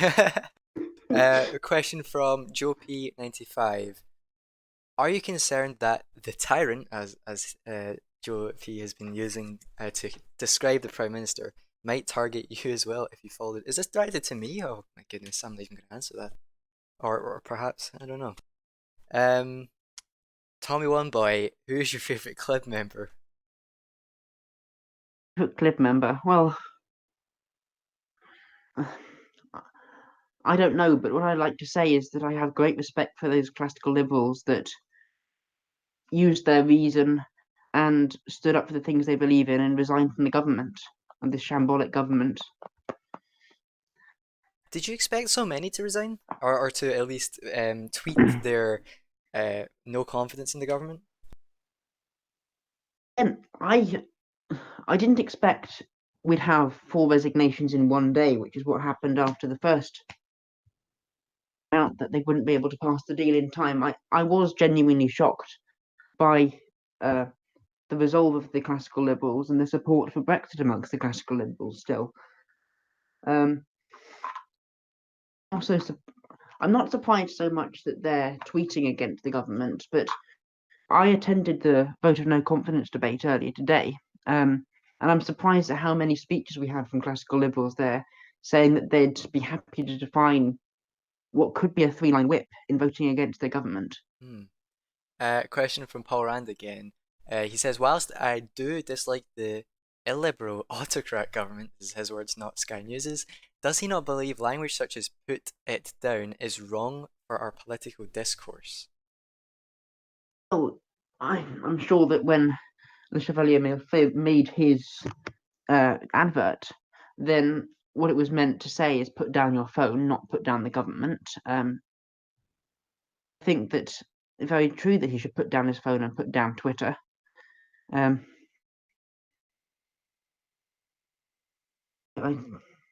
I stand by his comments, and may I also say that I had a right chuckle out of that advert.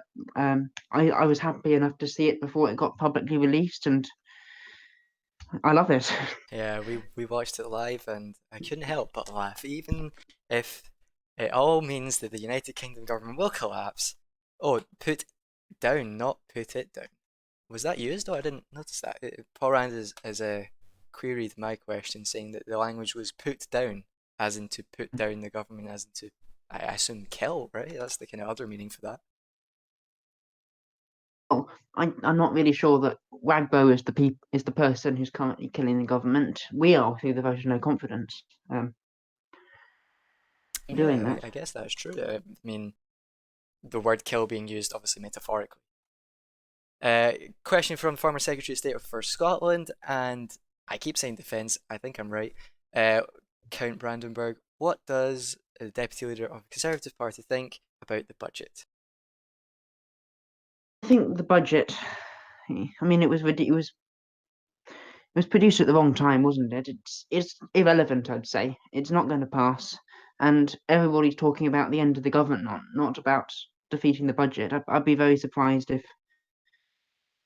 the Liberal coalition would support it, and even the classical liberals, 2 or 3 cabinet members weren't shown it. So I don't know if there's support amongst the government for the budget, let alone the wider country. I think it's pretty relevant. We're being asked to let Louis, the former member of the Conservative Party and now member of the Classical Liberals, in. How are you? Welcome back. Hello, I'm fine. What made you want to come back in? Boredom. Okay, we have some more questions for Madge. Does the deputy leader of the Tories think about? It's just asking a question of what does he think about themselves. That's not worth it. I guess I can ask it. What do you think about the former health secretary? The former health secretary Josie Phillips. I didn't really see much of what he was doing in cabinet. Having been in cabinet myself, I know that ministers work very hard behind the scenes, and we often can't see that.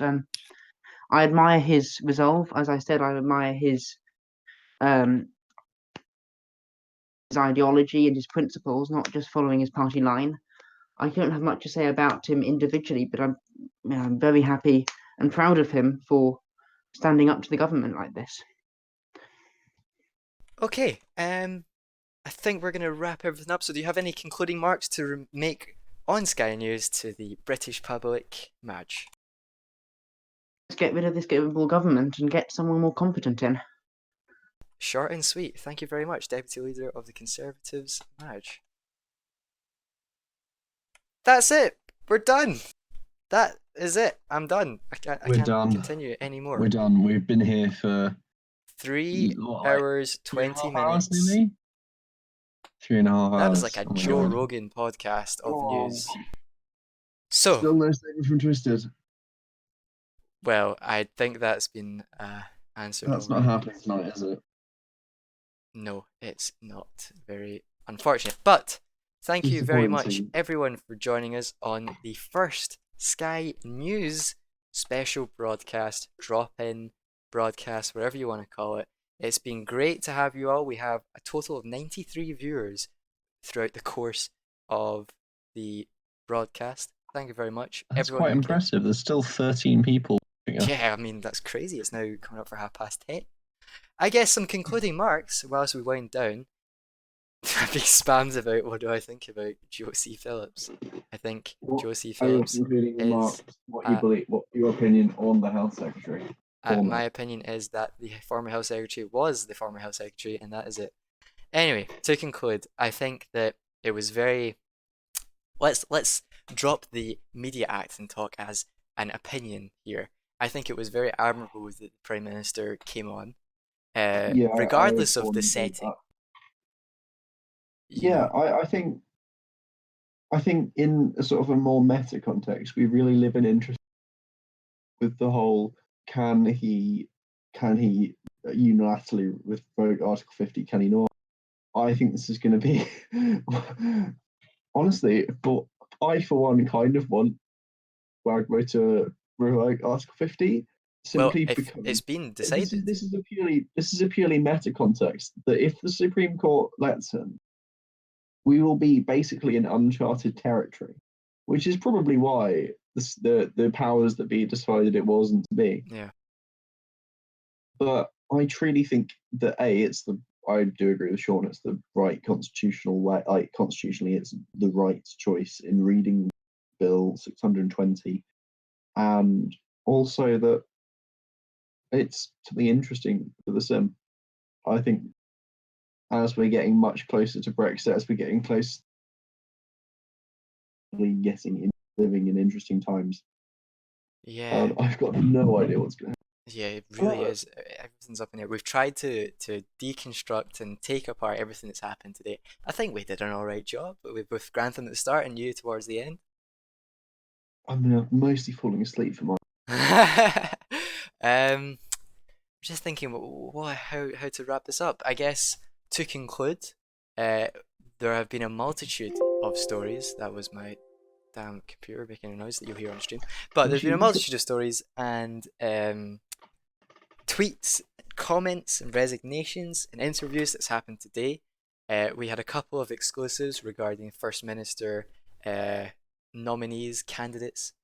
We had an exclusive talk to the Prime Minister, the Deputy Leader of the Opposition, the shadow Brexit secretary, the leader of Labour, a leader of Plaid in Wales. We've had a star-studded night. It's been great to have you, Viljo. Did you enjoy it? I loved it. The bits that I was awake for. I would like to point out that our viewer count seems to go up as we end the stream. It is meta. Grantham, shut up. It's totally meta. I'm just saying. I actually agree with Sean. I think Sean is right, and hey, we can live in we can want us to live in interesting times. All right. We have a serious question from Tommy One Boy. Why did you decide to bow down to the PM demand in terms of the interview setting? Well, you wouldn't have came on otherwise. It's as simple as that.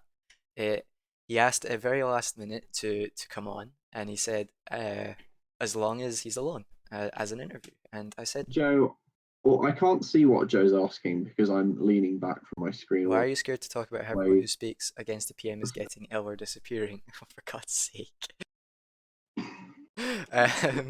Well, is that I'm wrong, Sean's wrong, a sort of sad fake news failing New York Times?